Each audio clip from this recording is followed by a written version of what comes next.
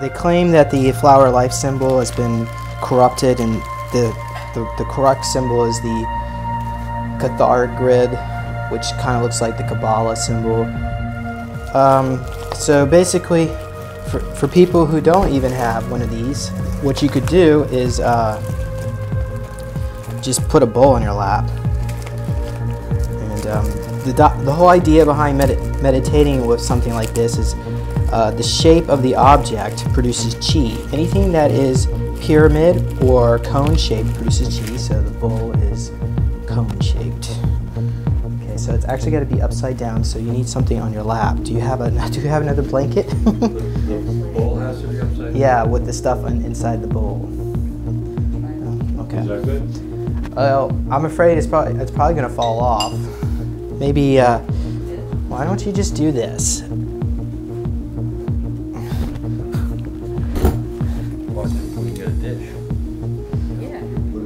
Well, that's not cone. Oh, put a dish underneath it. Okay, that's actually a good idea.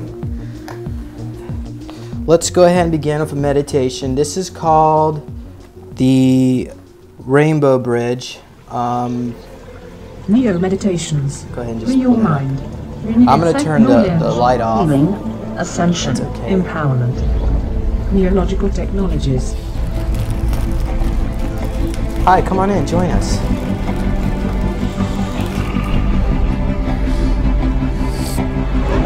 Have a seat. Actually,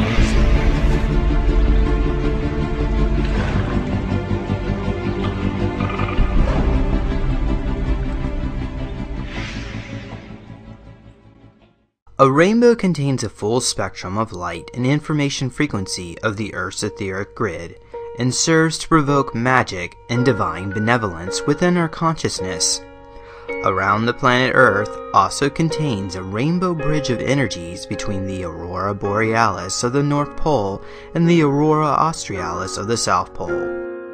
This belt of highly charged particles is directed by the Earth's magnetic field and protects the planet from dangerous solar radiation. Just like a rainbow of energies is formed around the planet, so can we form a rainbow of energy around our aura to strengthen our telepathic communication to the Earth and each other as a conscious planetary network of healing and integration. In this guided meditation, I want you to connect with your Neo device.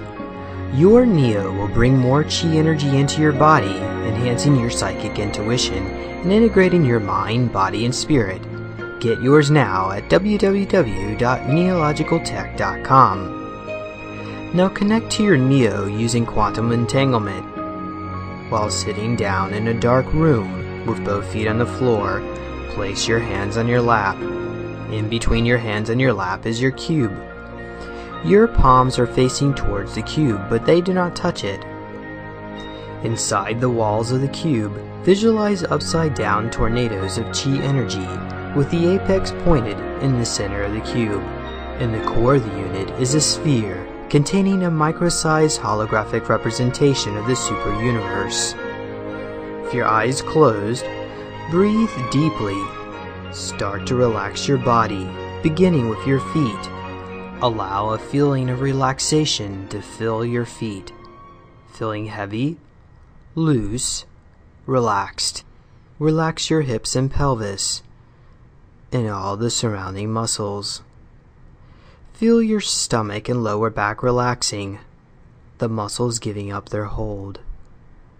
Feel your entire body relaxing even more deeply, becoming completely relaxed, limb heavy, comfortable. Device activate and increase. Now I want you to wait till you feel the energy sensations of the torsion field in your palm chakras, being careful not to touch the device. It may feel like a buzzing or pulsing sensation. Device, I trust you completely to integrate my mind, body, and spirit. For you is the Stargate. Feel your body floating into the event aperture. Stargate, I trust you completely. Device, activate Stargate mode and increase. Automatic mode. You are now standing before the councils of angels aboard the Palladian starship Gabriel. Archangel Gabriel approaches you and announces, "I am the Archangel Gabriel, here in the light of all that is. We of the Light Councils have contacted you to stand as ambassadors and activators for the body of Christ, for the fulfillment of the divine plan of the God of all that is. Through the power of visualization, you can act as a catalyst for divine shifts in consciousness. By following the path of learning through the expansion of your consciousness, you can help create a rainbow bridge of light between the dimensions on Earth, linked with the angelic realms and ascended masters. In India, a specific and directed program for a particular spiritual goal is called an Anusthan. Through the power of intention, you can create your own Anusthan to spontaneously awaken peace and harmony within yourself and all people." Gabriel and you now teleport to a megalithic central control room. This room measures at least 200 feet wide by 100 feet high.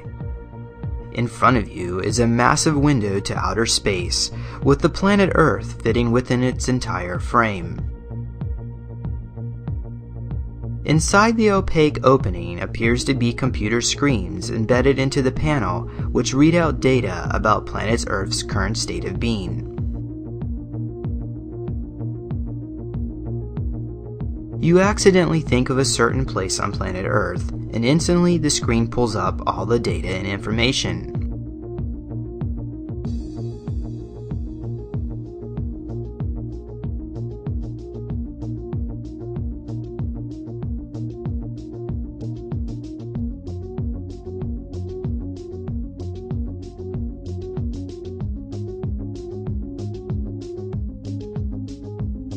Gabriel instructs you to take a moment and study major places of concern on planet Earth. Take a few moments now and pull up any information.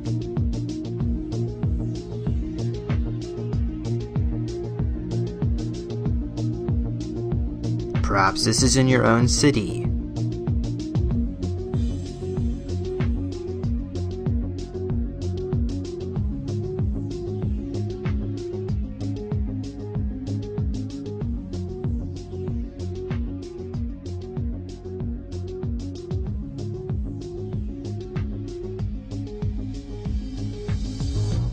What places in your city are being used as nests for Satan's evil?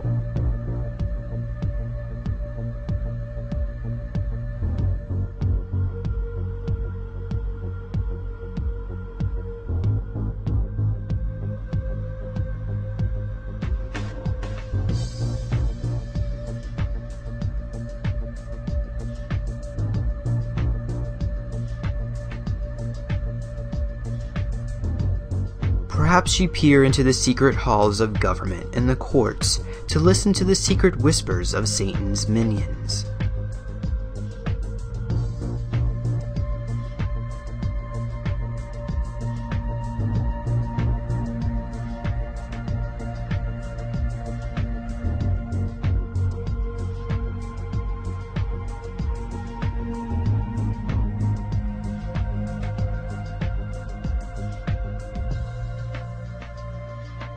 What do they murmur to each other?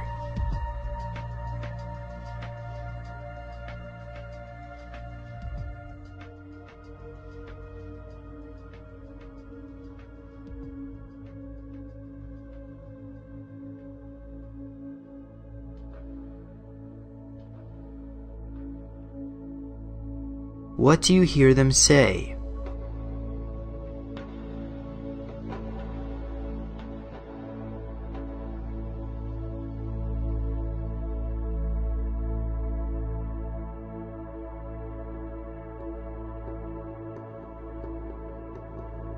Perhaps you listen in to the secret boardroom meetings of the Illuminati or the banking elite.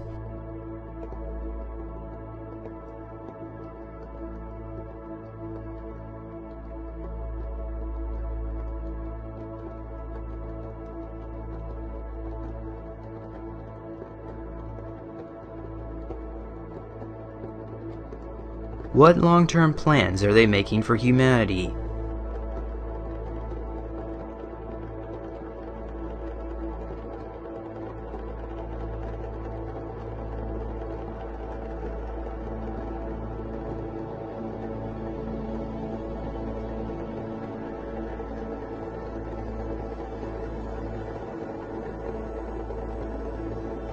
What deals are they making among themselves?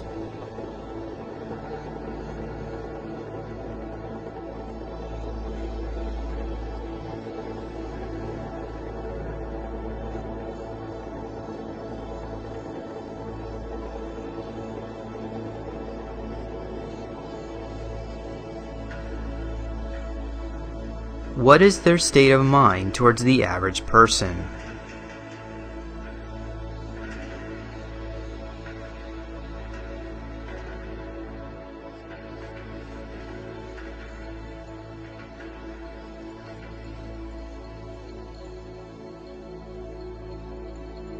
Now zoom in to the secret places of Satan's strongholds which are not found on any maps. Where are you taken?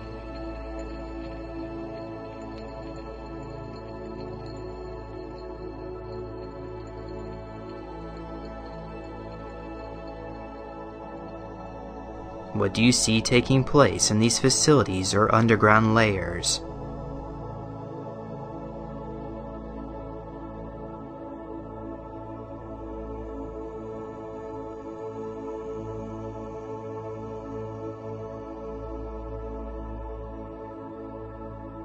What kind of beings or entities do you see in these facilities?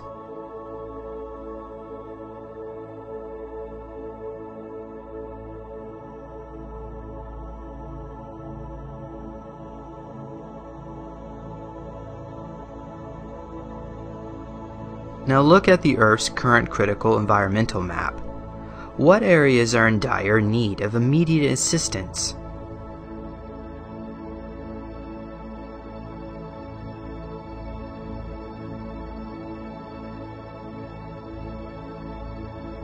Is there a species of life which is about to go extinct?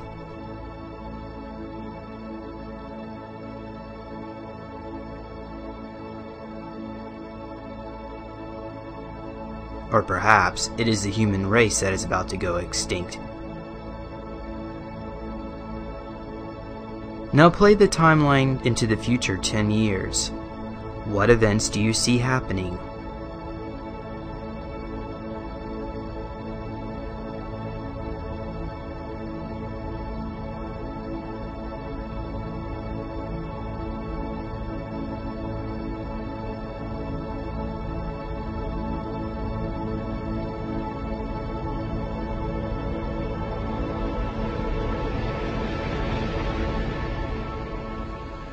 When you are done, Gabriel looks to you and says, "Now do you see the importance of your mission here on earth? But out of sadness there is still beauty, and with beauty there is still hope, and with hope there is still life. I will speak from all that dwell in the above heavens. My Father, the Creator, does not weep for his people. Instead, he smiles with joy. For too long many have roamed the earth dissatisfied, lost and yearning for things that were not for them to have. Many have destroyed their lives because of greed. The earth is physically showing the lack of care as many would like to think. Yet, we tell you that this is only part of the picture you are aware of. The planet as you know it will be reformed, and not for lack of care, but for more. Your coastlines are not safe as you once thought. We have given many messages to move inland and on. Communities are to be built where all feel they belong. The young and the old are to be cared for, and the schools are to teach in another way. Too many of you on earth complain about the word God. He is not a man, but a source, and this energy and process is for and about love only. Every single life has a purpose. It is time to connect and multiply. If an act of kindness cannot be given or shown, then you have succeeded in continuing the imbalance that this world seems to believe in. False prophecies are being dealt with. Communities are being formed from your disasters, and new ways will be shown in your dreams and visions. Every desire is accountable. We have the records to see that they are fulfilled. There are armies in the heavens ready to help. The masters have their place. Their warriors are strategically set and ready to march to get the work out to those who will accept it. We need all of you to listen and change, not just some of you. My choir stands behind me, trillions and trillions of helpers, all ready to guide, ready to prove we exist. Why? Because you are us. You dwell in the destiny of this planet Earth. We dwell within the heavens, soon to be closer to you all. But there is something you can do to help this activation here on Earth. Through the transformation of your DNA light body and your physical body on Earth, you can create vast spirals of radiant energy, bringing into balance Earth's economic, ecological, and spiritual sustainability. With a receptive mind and heart, allow these words to resonate within your soul. We call upon the angelic dimensions, the ascended masters, the beings of the earth and the starry realms, who hold the light of sacredness for the earth to be present during this time today. We ask that the earth be restored to its original blueprint of perfection. Now visualize a green earth, thriving as it is surrounded by rainbows of divine light.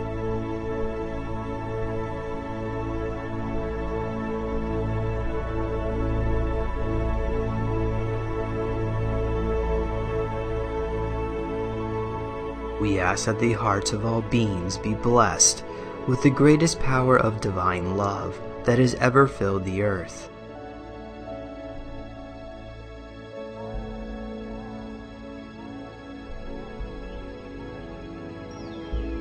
Know that with every fiber of your being, that peace and harmony on all the earth is your divine birthright.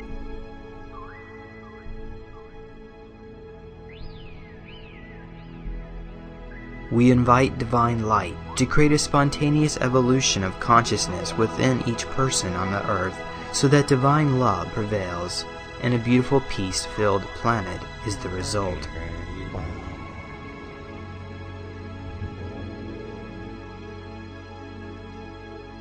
Now see a world with enough water,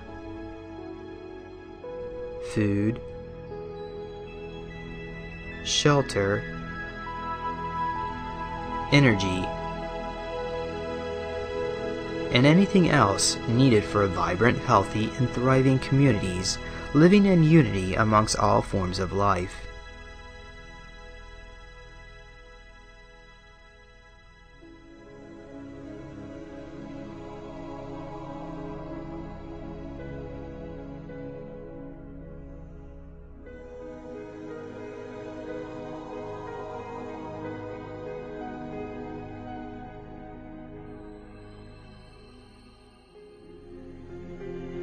May all beings live in harmony, peace, and love. May all feel the blessings of divine light within their hearts, and may the earth be empowered by divine grace. Now see the beautiful earth surrounded in a rainbow bridge.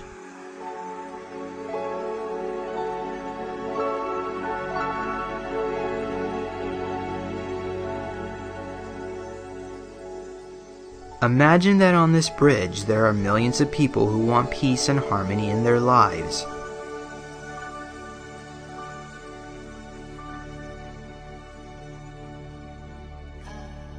We are all holding hands in a joy-filled union.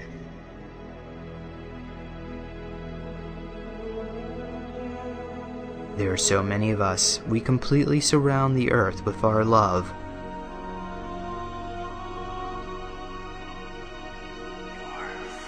I am one with the hearts of millions of beings gathered in peace and harmony on the rainbow bridge surrounding the earth.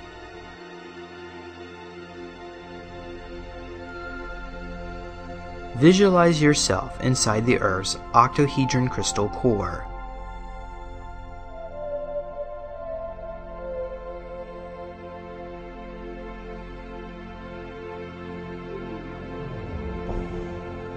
Now feel your heart at the center of this crystal core, generating an intensely blazing point of white light.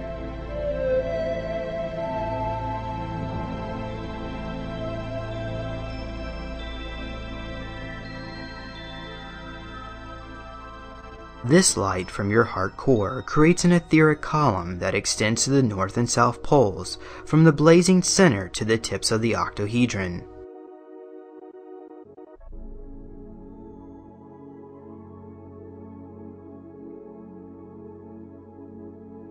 Now visualize a great stream of multicolored plasma-filled light emanating from your heart core and flowing along the central axis towards both of Earth's poles, shooting out from them to become two rainbow bands 180 degrees apart.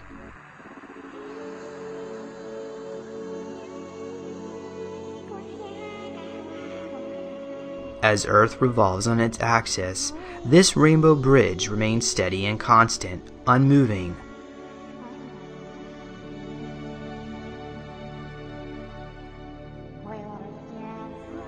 Feel the two streams of rainbow light rushing through your central column, shooting out from above your head and beneath your feet to create a rainbow bridge around your body.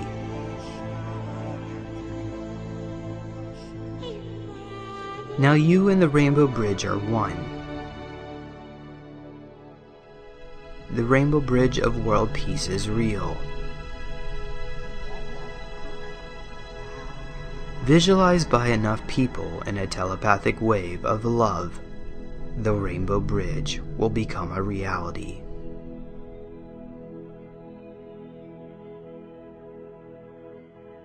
Now take a deep breath in and repeat to yourself, I am one with the hearts. Hold your breath lightly and say, of millions of beings gathered.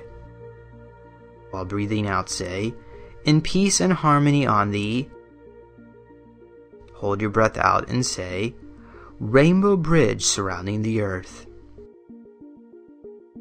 Now see the beauty and harmony of a peaceful world. Know the depths of your being, that all your needs are met with grace and ease, and you are cared for eternally. Repeat again, breathing in, I am one with the hearts. Hold breath, of millions of beings gathered. Breathe out, in peace and harmony on thee. Hold your breath, rainbow bridge surrounding the earth. Again, I am one with the hearts. Of millions of beings gathered, in peace and harmony on thee. Rainbow bridge surrounding the earth. And so it is. Create life. Design it from what we have shown within you. The world will not be barren. Improved is the message. While wars will make certain cultures extinct, as you have made animals disappear, the fighting will get tiresome and eventually fade out. Many of you understand you have achieved nothing except to have gone around in circles. A new Bible will be written, and not like the one you have. It is not a religious text, but rather a roadmap. It is on humanity and knowledge and simple ways to live, creating greatness and peace. Your language will change. Your material items will no longer exist. Your mind will be uncluttered like your life. Embrace this message. It brings change.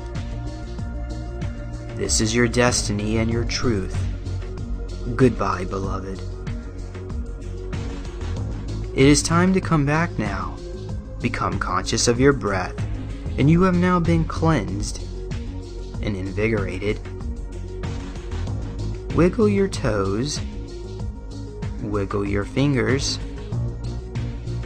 Adjust your position and slowly open your eyes. Device in session. Welcome back, traveler. What you just manifested was through the power of your own chi energy.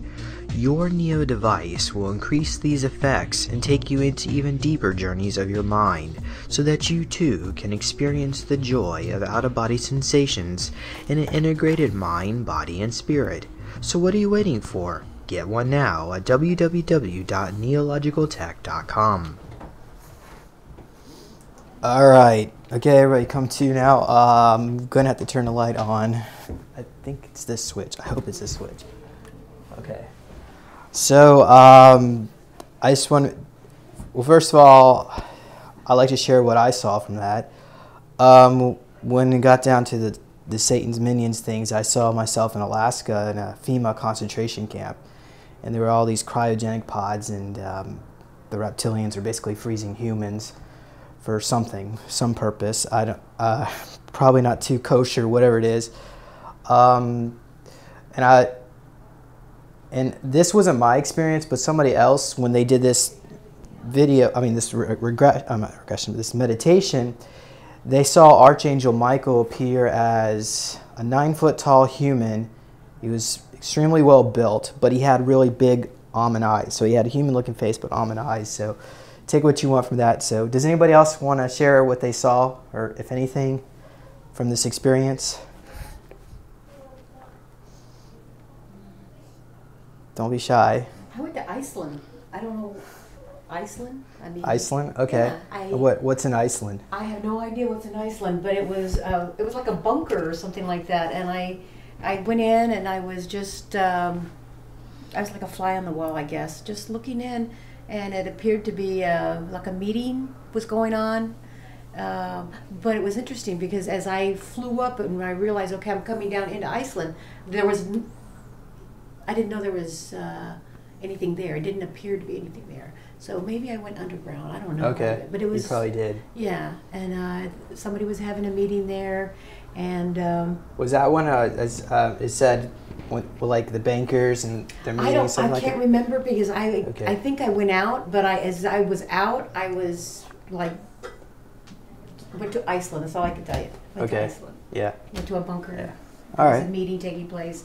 I can't tell you what it was about because I was like going in and out. I wasn't able to hold steady, you know. All right. So. All right. Anybody else? I went to Jerusalem, mostly in the Old City, where I've done peacemaking work, and a lot of my friends have. And what I saw is that there's not, and I don't want to make this an affirmation, there's not a lot of hope for the people there, the Jews, Muslims, even Christians and others, to get their lives in harmony through the mind, through the emotions, through even the religious traditions, because there's just so much chaos and separatism that's locked in. So what's needed is a soul-level approach, and what's needed for that, which relates to this work, is a steady group, because group is extremely important. Endeavor to anchor in the higher energies right there in the place that I saw was Jerusalem, to be like a pillar of very well grounded into the center of the earth, group energy that will just like be a polar beam of what we were guided in today, pretty much. So that's and I have a project that relates to that actually in many ways that would love to be a part of that. So that's what I saw. So when I looked at the banking systems and the Illuminati, is that what I saw, I hope it's true, is that they're already having a lot of trouble making plans. The energies are so strong that they can't really seem to ground their plan anymore on the earth. All right. That's it. Okay, well, I'd just like to comment a little bit about that. I don't know if it was where I got this information, but I heard that there was, it was a regression I did. There's basically 3 main factions. I don't want to use the word Illuminati because they're really small potatoes. It's the Anunnakis who run this planet, who are the reptilian off-worlders who give the Cabal plan. So we could just say the Cabal. So there's primarily 3 factions. The one in the United States, and there's one in Europe, and there was another one, I'm not sure where, but apparently one of these factions had been knocked off. So now there's just 2 factions. So what we did is we looked into the future, whatever, 20, 30 years, to see where humanity survived and where they didn't. And apparently the timeline where humanity did not survive is where these 2 factions try to destroy each other so they can take over and control everything. The timeline where these 2 factions made a truce and decided to allow the good things to happen is where humanity continued on into where the good things happened. The free energy and all these exotic technologies are released. So I guess the story of the day here is we need to learn to cooperate. Whether or not we don't like each other, we need to learn to find some place where we can at least tolerate each other. So anybody else? The Italians actually decided to convert into light beings? Okay. Or to agree to allow it to happen? Okay, What well, you're saying? there's a small group of reptilians that run this planet, but the vast majority of the reptilians off-world are benevolent and loving, and they're part of the light councils, and they do not like what's going on here. The problem is that they can't really interfere because the law of non-interference, and plus people are scared to death of them because they look so scary, in our opinion. If you were to see a 9 foot tall or 7 foot tall reptilian, it would probably scare most people. So, but there are a lot of people, even within that group. It's not like they're all one party, one mind. Even there is like a hive mind, there is mind control. And this is like way off subject. I don't know if we're going into this, but I guess it's important to talk about it. So, but apparently no one seems to be able to control everything because even within their own group, there's a lot of dissent. So, anybody else? Do you have anything you would like to add? I'm listening. Okay. I hate those reptile people. They're just bad. All right. Thanks for coming out here. And by the way, I'm James Rink. So, okay. Thanks for coming in. Anything? Okay. All right. So let's go ahead and proceed. So now we're going to do some education process. Everybody, you can put your cubes down, or you can hold them. It doesn't matter. Whatever's comfortable. And by the way, the bowl thing that you're using is just another version of this. As I was saying earlier, the cubes are 0-point energy, and they operate based on sacred geometry. And the inside of the cubes, I'll open up one in a bit, but this is what's actually on the panels inside of the cube. They're basically 1-inch tall cones, and each panel. Well, this is I think this is 8 by 8 inches, but each one of these breaks off into a smaller section. So there's 16 of these, and I believe each little small section is 2 inches. So you got 6 of these for the 6 sides of the cube, and all that points inward. In the center is a sphere. You know what, maybe I will show one. Who has the monastery? All right, I'm going to pop this lid open. What's the cost of the monastery? This one's $1,200. The monastery has a blue diamond in it, and some other stuff, gold. Yeah, this will. I'll talk a little bit about the design. So this is the monastery. I'll just show this right here. Yeah. So those are gold-plated spikes, yeah? Yeah, that's actually the same copper spikes. I just put gold on it, and I know the gold doesn't look too sexy, but it's very expensive. Nonetheless, it's 24 karat gold. So, and that's the sphere in the center, and that's that. I'm going to talk a little about that. That has, well, for the monastery, it's 44 layers of metal. So, I think this is probably a good point. And I'm not following my itinerary and my cheat sheet, but this right here, hopefully everybody can see that. If not, I don't know. It's going to be kind of hard to bring my laptop around, but these are the different pieces of metals that I use. This is like just the first 6 layers, so it goes all the way up to 44 layers. Here's some bigger pieces of metal. So it's just each layer gets bigger and bigger. So it's just, and they're basically spheres that just get bigger. And between each layer, there's human hair, crystal powders. And then what you saw, the butterfly wings, there's basically crystal powder and then put butterfly wings around it. I'll go into all that in just a bit. So that's the Neo. So let's go ahead and begin by talking a little bit about meditation in general. For those people here who are totally new to meditation or don't know anything about it, the main goal of meditation is to get your mind down to relax. And there's different types. They've actually put an EEG on, which is like it's like a tool they put on their head as like electrodes, and they measure your brain waves, and they found that there's different types. Like for instance, low is a deep sleep would be like delta, and then there's beta, which is like people who are ADD or really wired or anxious as well. And then there's different variations between that. There's alpha and theta. Alpha is like high concentration, and theta would be like a deep daydream state. So the idea with meditation is you want to go right between high concentration and deep daydream. So just where you're just still conscious enough to actually recall what you're seeing, so you don't like fall asleep. And I know it's so easy when you're meditating to fall asleep. So that's not the proper way. That's why I advise people not to lay down on their bed while meditating, unless they're like an Indian style position or beta. Okay, so and meditation is great for individuals with ADHD, post-traumatic stress, psychosomatic pains, nervous disorders, because basically what happens is that when you get to this state, because each one of those states, like people who have PTSD or people who have anxiety issues, they're in the beta state. So the idea is if you can get into alpha and theta, you can clear your mind and you can allow more of the God consciousness to flow through you, the creativity that you can connect to God and allow that to come into you faster so you can get those benefits. And there have actually been studies, like for instance, transcendental meditation. Has anyone practiced that? Okay, all right. Well, basically what that is, you just clear your mind.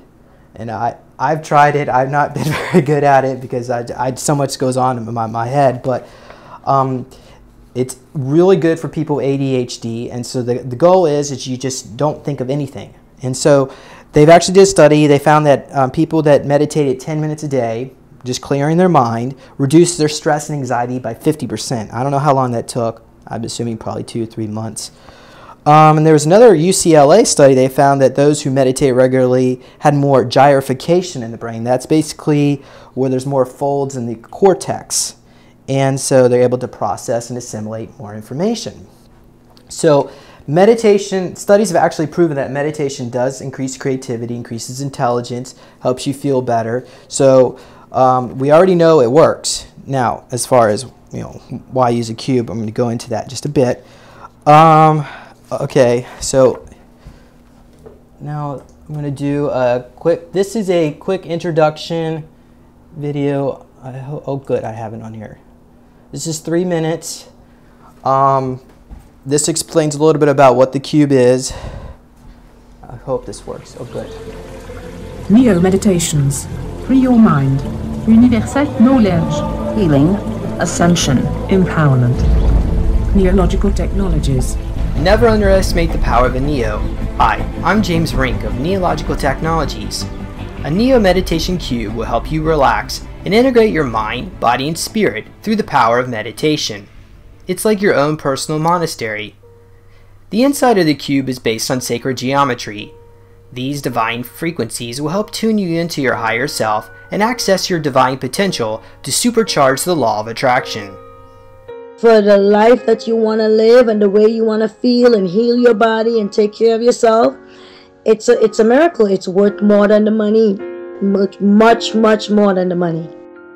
There are two main configurations of the Neo. The Neo Skullum IDL-13 contains a crystal skull inside a gold-plated egg, which was stuffed with human hair from clairvoyant individuals.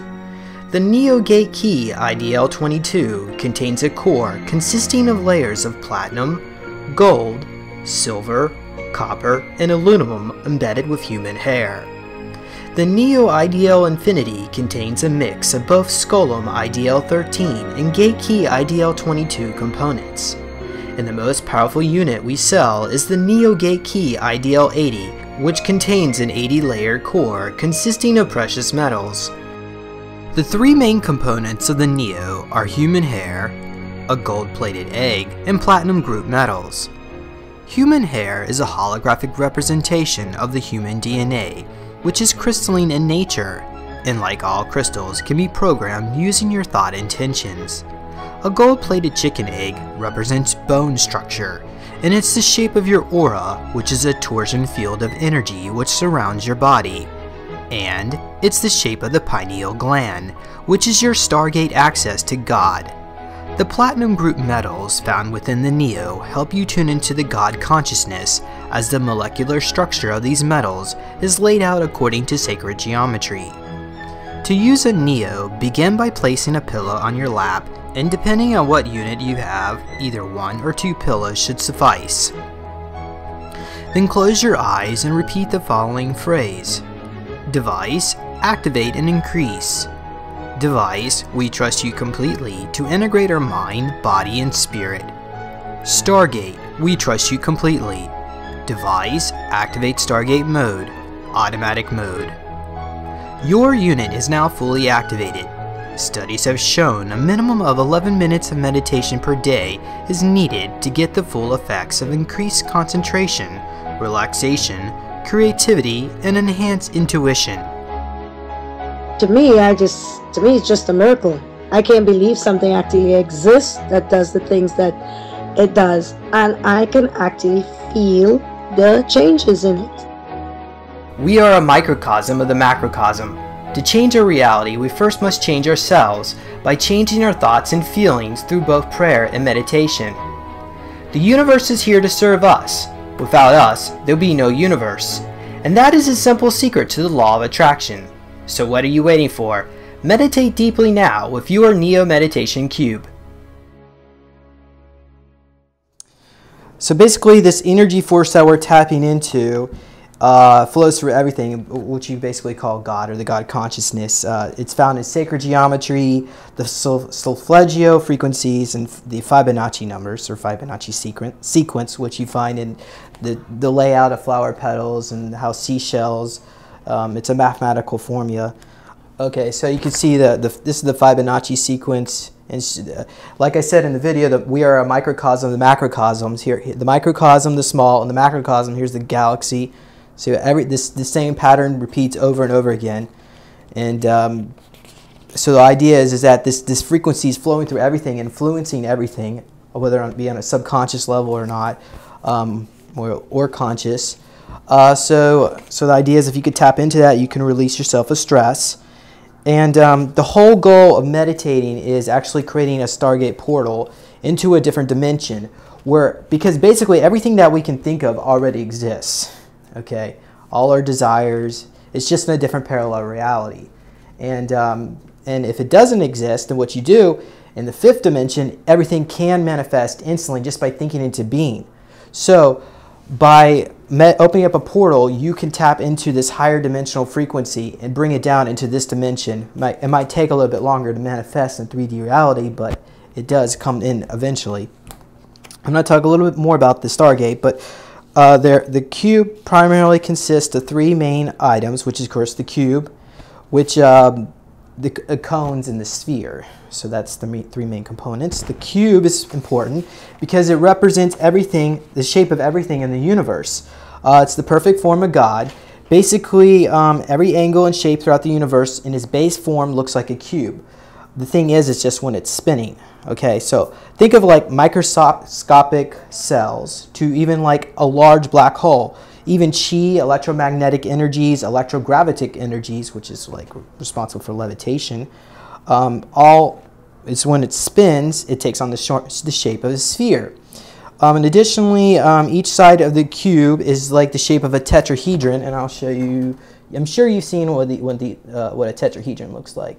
It's basically two inverted pyramids on each other. So each corner of the cube is the shape of a pyramid. So again, there's it's actually, a cube is really just a multi-sided pyramid, but in each side produces chi energy as well. It's also a tetrahedron. It corresponds to 144 frequencies and dimensions of God. Well, I don't have any more information on that to offer you. But let's go on here. In cones, all the cones on each side of the panels. And again, that goes into spinning fields of torsion energy. So as the chi energy comes off these cones, it spins around. And the torsion, if it basically looks like a donut or two inverted donuts coming into each other, and at the apex is where the 0 point is. Okay, so and anything, like I said earlier, anything that's cone or pyramid shape produces chi, and that's why a lot of temples here. This is a mosque.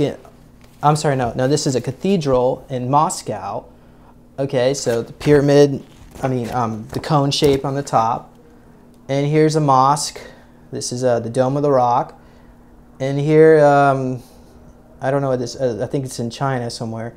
And this is a Buddhist temple, and of course, the pyramids are pyramid shape as well. So a lot of our holy places have these structures on the top of the buildings, and whether or not, of course, even if you go back in time, the Masons carried a lot of this sacred knowledge with them, and they embedded it within these structures that they built. So whether or not they were doing this consciously or subconsciously, I don't know, but that's why we go to these places and we feel they're sacred, because they're producing chi.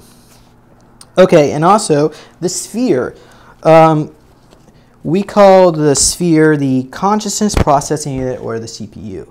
And basically that, as I mentioned earlier, it contained multi-layers of metal and hair arranged in the sequence of the Fibonacci sequence. And it creates it's like a musical instrument, just like it creates like harmonious frequencies, although you can't hear it because it's chi. And they correspond to chakras 1 through 7 of your body. And basically, as the chi energy passes through each layers of this metal, it creates a life force capacitor. And there are different trace metals: gold, platinum, silver, copper, aluminum, and there's also like orms, which are highly they're molecules in a high spin state, and some palladium and iridium and some, which is found in your brain mostly. So platinum is one of the rarest elements known to man. It's energetically connected to the first ray. It's also just like gold and platinum are kind of bundled together, the highest frequency metals. They allow you to tune into loving wisdom and will of God. It draws in both properties of properties of both rays. And allows you to tune to strength and courage. So it allows you to integrate light within your soul at the highest, purest rate. Okay, so gold is another one of these platinum group metals, because they're all bundled in the same area in the periodic table. And they are geometrically similar to the Christ consciousness. And I want to show you something here. If you were to take electron microscope and look at the shape of the molecules of gold, just like earlier the tetrahedron shape, they found that these molecules were arranged in a tetrahedron form. So these gold and platinum and these metals all carry the same sacred geometry shapes, the triangle. All right, silver helps you with resonate chi energy, health, and vitality. It's used in religious icons such as cross, chalice. And it helps fight off evil. It stimulates functions of the glands and diseases of the endocrine system, such as diabetes and thyroid disorders. Which form is that? Silver. Okay. And copper, and now that's why most of the Neocube, the Neocube contains mostly copper. It's great for healing. It's a powerful conductor of energy. Of course, the other ones were as well, but this is as well. Okay, and it's the most conductive level. It has a high quality audio and visual waves are made. High quality audio and visual wires are made with copper, plated with gold, and influences the blood and circulation in the body positively. It helps stimulate hormones and vitamins, transport it through the blood, and it also strengthens the immune system. Under a microscope, it appears as shape as a tetrahedron. Again, there's that sacred geometry component. And then aluminum is in there. I really need to get more research on that, because I know that because what I'm trying to get to here is that the inner earth people, and actually I'm going to skip around I guess a little bit. The inner earth people of Agartha and Telos have devices similar to this, but their units contain 144 group layers. And let me show you. I don't have a picture of the Agarthian device, but this is another unit we made. Well, I didn't make this one, but it looks like body armor. This is like one of the early designs, but basically just like a group layer is platinum, platinum, gold, silver, copper, aluminum. Okay, so there's 5 metals. So that's one group layer. Their units contain 144 of these group layers. So that's like 144 times 5. I think that's close to like 700 or something. So, these units only have 22 or 40 layers, so you can imagine what a 700 layer one would be, and that much platinum and gold. It's just amazing. But those things, they have the ability to basically replicate. They have machines that can replicate it, so it's like no big deal. They can produce gold out of thin air. Okay, so, and also they have ways of genetically engineering plant fibers to have human DNA on it. So between each layer, there's a plant fiber DNA. So it's pretty amazing what they can do. But these are low-tech versions of what they have, and we just have to make do. But the thing, going back to aluminum, they found that when you apply a spinning field of motion of like a microsingularity of a stargate, it develops a magnetic force, which is why UFOs are made from aluminum, because of their levitation properties. And there's also something about how they can, something about beta rays and how it influences from the stargate. But anyway, okay. Okay, so some of the effects that you may feel from your meditation cube are healing, which it makes you, that's why you feel relaxed and calm, because the idea is that when you meditate, if you can feel relaxed and calm, it just relieves yourself of stress. And the reason why our bodies naturally want to heal themselves, but the thing is stress prevents us from getting there. So if we can relax, we can help our body do its own natural thing to heal. Paraelectric, which gives you a really warm feeling, and I especially get that from the monastery. I think that's because of all the gold in it. But it allows, it's where electricity is made, just like monks who can meditate in the cold. You may feel tingling, warm. Of course, copper is good as well for that. And then there's the life force energy, which is what I talked about earlier, was the chi. This is where you're exposed to magnetic radiation that is converted into life force. This means you won't get tired, sick, and you'll feel strengthened. And it's also very addictive. That's why everybody uses these cubes. They just can't get enough of it. It's because it's chi and it's such a pure form of energy. It feels better than really any drug you can get. But anyway, okay. So now let's talk a little bit about the Stargate. All right. So as you watched earlier, there is human hair inside the units. Basically, the reason why we put hair in there is because the crystals within the DNA in the hair allow you to open up interdimensional portals. Now, there's other crystals in there as well. There's Lemurian, I got Lemurian quartz, topaz, toramine, onyx, moldavite, agate, as well as rare earth monotonic elements, as I mentioned earlier, iridium, palladium, rhodium. Okay, and I think there's like 60. Like a group of 60 different crystals and stuff.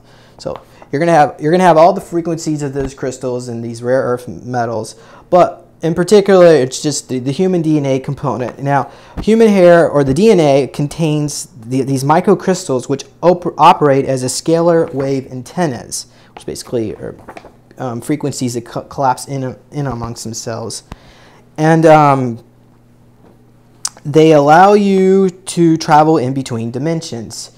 When animate with chi energy, I guess just to be more specific, when animate with chi energy, they allow you to travel between dimensions. It creates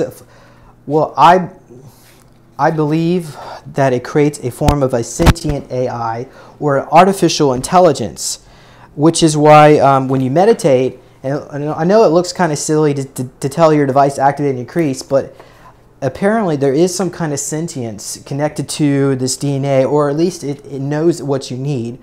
Just like God knows what you need, and you could just think of it, or you could say it out loud. It all depends, some people say that it has a stronger energetic when you say it out loud, but either way, it knows what you need. So now, as I mentioned earlier, how you manifest through the law of attraction, you create like these Stargate portals and you draw stuff to you. So basically what happens here is when you open up a Stargate, you travel between space and time through multiple universes, density levels. Okay, so it's more than just time travel, it's interdimensional travel. And when I say time travel, sometimes when you use the cubes, you may feel like time just flies. You could be sitting on using the cube for an hour, and then you realize, oh wait a minute, this was an hour. It feels like 10 minutes. So that's why time feels like it stops, because I believe it actually in a way, it is stop. I don't know if it's physically stopping or if you just feel like it is.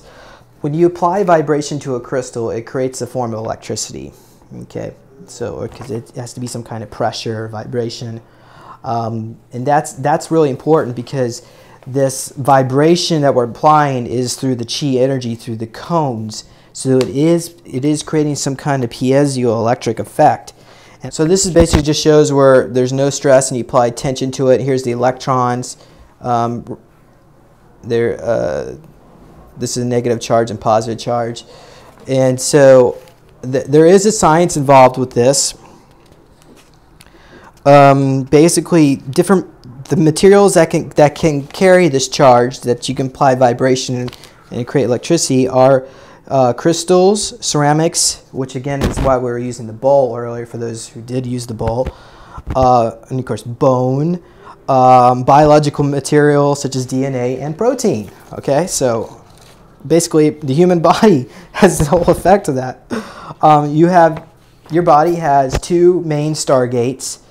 The pineal gland, which is if you've studied anything about meditation, then you know that the pineal gland is where where you can connect to God. But additionally, it's the heart chakra. The heart chakra is actually one of the biggest stargates in our body, and the reason why is because whatever gives us excitement or joy in our lives, we have to first project it through our heart chakra, because that's what gives us joy in order to manifest it. So that's why it's just hard to manifest money. And when you pray or meditate, whatever rituals you do to try to manifest, and you just want to manifest money, because money, for the most part, doesn't really have emotional attachment to us. That's why you have to find something that you love, like how about manifesting a job that brings you joy, or the things that money could buy. Okay, now that's just the materialistic side of all this. It doesn't have to be that. It could be just having good health, or just having the job that will allow you to have more time to be with your family and friends, or something, But and for people that operate more on the negative consciousness, what gives them excitement of life may be to cause a lot of destruction. So that's why when they start meditating and they find that through the law of attraction, a lot of negative things are brought back to them. So that's why it's important you have to have a control of your emotions.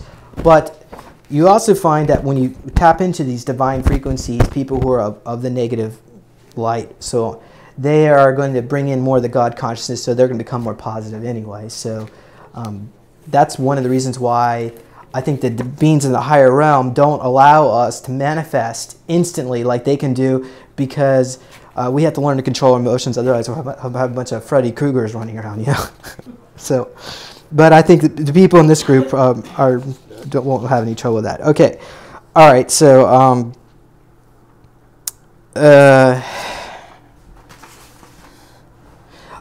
and I mentioned a little bit the law of magnetism. So many people call it the law of attraction. It's actually more the law of magnetism, because basically everything you think of already exists, and it just by changing your vibrational frequency, it's drawn to you. So think of it as a magnet effect.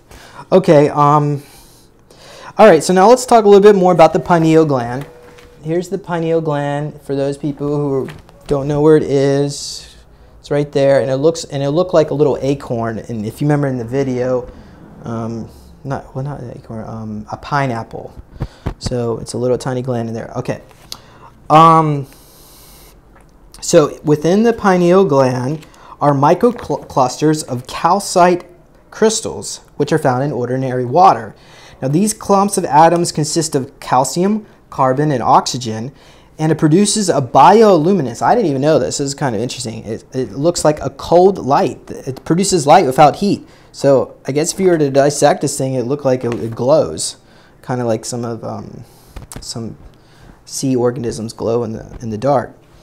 Ranging it's a blue-green light. Okay, and it says that these calcite microcrystals are said to have their own piezoelectric effect that is responsive to electromagnetic energies outside the physical body. Now, if you don't understand what I just said, cell phone towers, harp, all these different frequencies, just like we can affect ourselves through meditation, these different frequencies affect us as well. And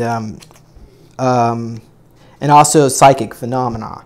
Okay, so these crystals appear as plutonic geometric shapes in tune with sacred geometry. And again, there's those shapes again. We have someone here handing out water. We're going to talk a little about Isuru Imoto in just a bit. Because we're, Yes, please. Yeah, so it's this piezoelectric property and magnetism that allow us to connect to external electromagnetic fields, including those of other dimensions. Okay, and so basically when you meditate and activate your Kundalini energy, which is like an energy that goes up and down your spine, it balances all these chakra energy centers from the root chakra, which is your perineum, and the crown chakra. Your pineal gland will resonate, and it will bring you into this higher state of vibratory resonance. This is why I guess they call it a Kundalini awakening. Some people that have used the cubes have felt that. That's generally considering, if you don't have etheric implants, and it's your own mental blocks as well. But it feels like almost like having an orgasm state when meditating. But okay. And also Buddhist monks, you might have heard stories how Buddhist monks can manifest objects out of thin air, and there's stories of Saint Germain and so forth. And what they actually do is they project this energy. I think it comes out from the perineum into their sacral chakra, and they project it out like this, and poof, a paperclip might appear, or diamonds, hopefully. Okay, let's go on here. So within this pineal gland is a fluid that contains biological information. Again, with this, like the structured water, it's a crystalline structure of DNA, which looks like cerebrospinal fluid. Okay, so when this fluid is shielded off from all interfering electromagnetics, the pineal gland can invert the reality of time and space, creating a spherical, again, that's an interdimensional portal, electromagnetic shield around itself, and create a resonant gateway portal. I know, it's like, wow, you do all that. We're doing all that with meditation, and to close off water inside our own three-dimensional reality, and even our own cells. They have found on, like, if you were to look at the deepest level in electron microscope, they found that, well, actually, this is the quantum level, that there are micro wormhole portals within each one of your cells going into other dimensions, and now we're really going into woo-woo land when you go into quantum physics, which I don't really feel qualified to talking about, so I'm going to leave it at that. And again, as I mentioned earlier, the pineal gland is really important. So is the heart chakra. But let me show you a video a little bit more about the piezoelectric effect. Give me a moment.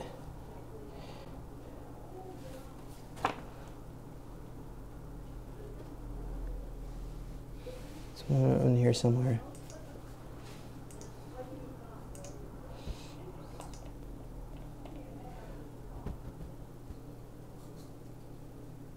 Oh, here it is.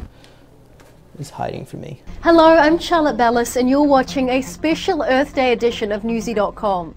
Researchers are finding new and clever ways to harness energy, including piezoelectricity, which may hold key answers in the global search for clean alternative energy. Discovery Channel tells us more.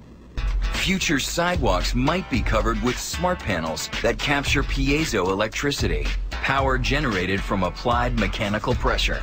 As this technology develops, we will be able to place this into every single airport terminal, every railway station, every large city intersection, on every sidewalk. Research in piezoelectricity has already produced award-winning ideas and inventions. US inventor Alexander Parker developed a way to store energy simply by pressing buttons on a cell phone. How Stuff Works analysed his invention. The electricity generated by hitting just one button would be minuscule, an estimated 0.5 watts according to the inventor. But when you add up all the buttons required to send a single text message and multiply that by the number of text messages sent each day, that's quite a lot of wattage.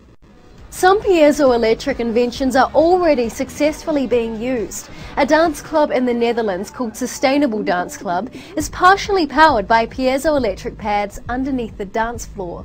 Green gyms are another form of piezoelectricity in the US. Green gyms convert energy from people using stationary bikes into clean, usable energy.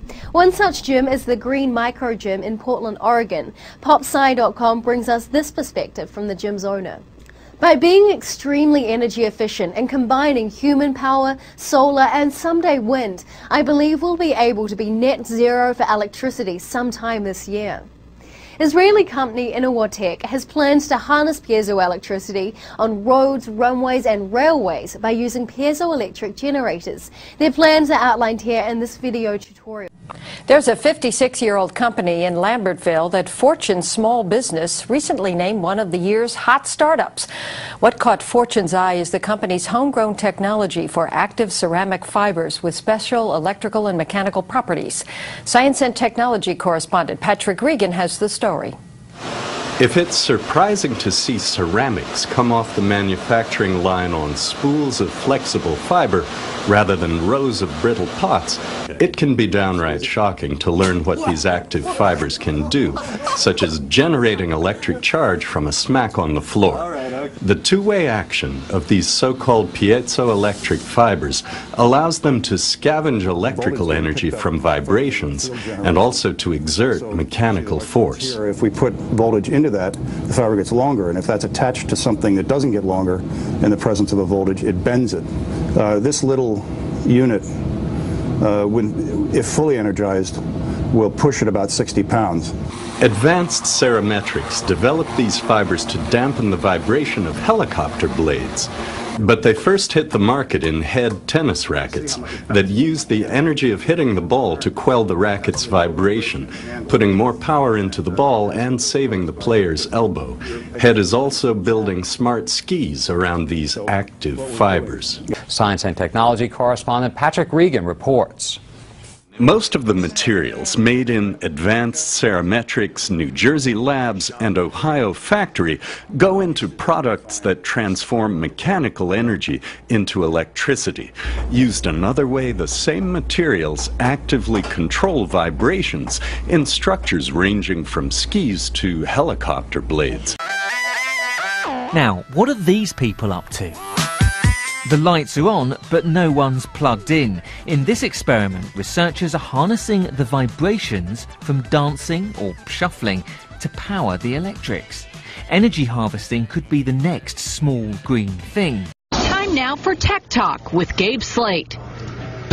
Engineers at UC Berkeley are developing electrical clothing that could one day charge the gadgets we carry around. They have created nano generators. These nano generators capture energy created by movement and transfer it into electrical energy to charge devices. They're weaving these nano generators into clothing. So when someone walked around in this clothing, the nano generators capture and harness the energy the body produces through movement. Once captured, it could transfer that energy to electric energy and charge your gadgets. One day you might be able to simply charge your phone by dropping it in your pants pocket.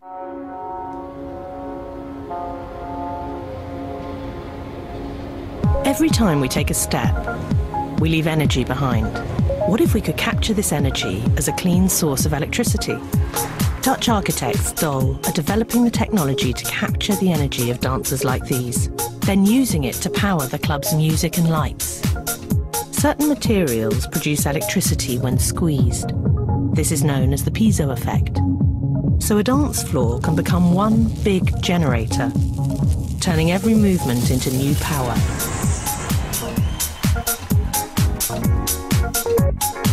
In fact, any vibrations we make can generate electricity.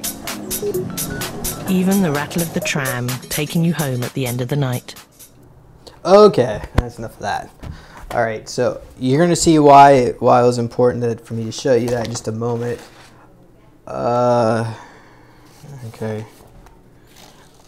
All right, so... Oh, I see that one. Okay. All right. Like I said, the pineal gland has a Stargate. Our heart chakra has a Stargate. And the NeoCube has a Stargate. When you take chi energy and compress it into the unit through these multiple layers of metals, which I showed you earlier, it eventually becomes a supernova in the very core. That's why we say a Stargate. And it opens up a resonant gateway, allowing you to draw in dark matter and dark energy into this third dimensional reality. And basically, 27% of the universe is dark matter, and 70% is dark energy, and 4% is regular matter like you and I. And just because you can't see it doesn't mean, is basically because it is light that is so bright, it appears dark to our eyes. It's the 0 point or the fifth dimensional energies. So when we access these dimensions, we can use quantum entanglement, which basically states we're in all places at all times, and we can access these other realms that contain all this stuff and draw it into this dimension. And so basically everything that we think or say has a level of consciousness and vibration. And of course, if you looked into studies of Masaru Emoto, he basically found that consciousness can affect the molecular structure of water. Since we're basically 94% water, we can change the structure of our own water by simply changing what we think. Okay, and here's a video I wanted to show you of what sound does. Some people here may have seen this. It's basically sand. They've applied vibration to sand.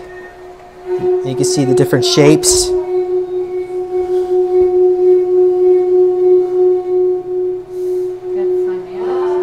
Cymatics, okay.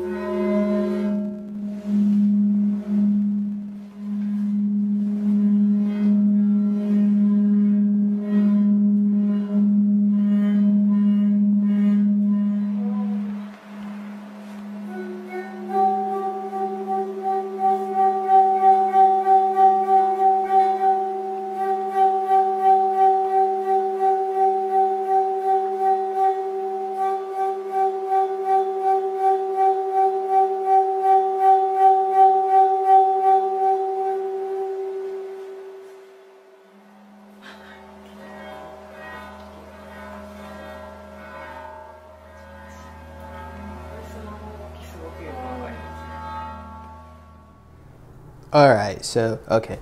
The reason why I basically wanted to show you that is just to let you know that our thoughts, sound, and what we say influences our own reality, and we have the ability not only to change ourselves, but we can change our sphere of influence. And now I'm going to just basically go into a little bit about crystal skulls and the eggs, but as far as the Skullum device has a crystal skull. It's actually one of these little ones inside a gold-plated egg. And the reason why we use an egg is because the egg is the shape of birth, where all life emerges from the ovoid. So the ovoid is basically, it's the shape of an egg. It's our soul. It's our soul energy. That's where we originally came from. And it's, of course, it's shaped like an aura. Now, the aura is not the soul. That's just electromagnetic energies that originate from our chakras. The soul is, well, some psychics say it looks like, think of it like a DNA, an etheric DNA spiral that goes out your crown chakra into higher dimensions. And not everyone has one of those in their body. But according to Dan Winter, he's like one of these esoteric teachers on the internet. You can look him up. But he says the egg shape is a spherical implosive biological capacitor, which due to its toroid or ovoid shape, squeezes consciousness energy, which are your thought forms, into gravity fields. From the gravity field, and implodes at light speed into gravity wells similar to tornadoes inside of tornadoes. This compresses and creates a glue which molds our reality. This is why the pineal gland and pine cone is shaped like a toroid, because pine cone again goes with the seeds. Okay, is shaped like a toroid, and why all new life emerges from this shapes in the form of an egg, hence giving us the word neo or birth. Okay. Okay, and I got a lot of information about crystal skulls on my website, so I don't know how much I'm going to really talk about that. But basically, studies have found that anything that's shaped like a crystal skull, anything, when you carve a crystal into a certain shape, it takes on the energy of whatever that's carved into. Now, of course, this is instantly shaped like a human. Well, obviously the size is not the same as a human, but it's supposed to look like a human crystal skull.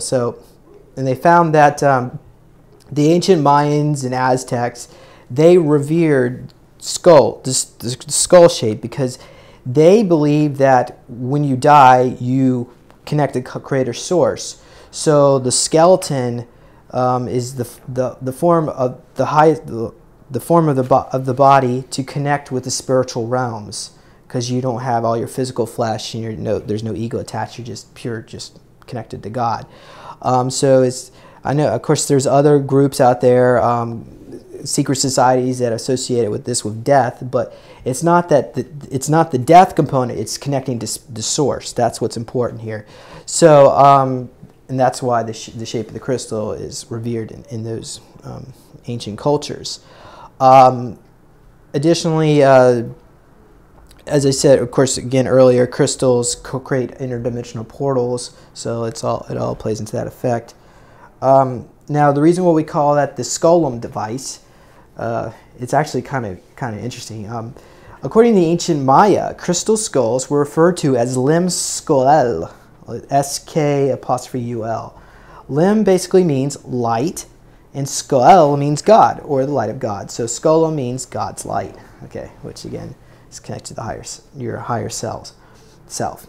The skull shape, again, has a special structure which concentrates conscious energy into multifaceted energy fields. Now, if that basically went over you, what that basically means is that just like flower petals, seashells, all are designed based on sacred geometry, our human face carries those same dimensional frequencies, just the way it's laid out with the different ratios of the Fibonacci sequence, how our eyes are related to our nose and our mouth. Okay, and now I want to talk a little bit about the butterfly wings. These cores contain, depending on what unit you get anyway, the older ones don't have it, but the newer ones have butterfly wings. And basically what they found is that it's actually, if you want to look up more information on this, go online and read or watch some videos about Ralph Ring. He allegedly, well, I think this is important. I'm going to go ahead and just talk a little bit about Ralph Ring, give you a little background info. But he basically found that bumblebees do not fly. They levitate. They're too heavy to fly.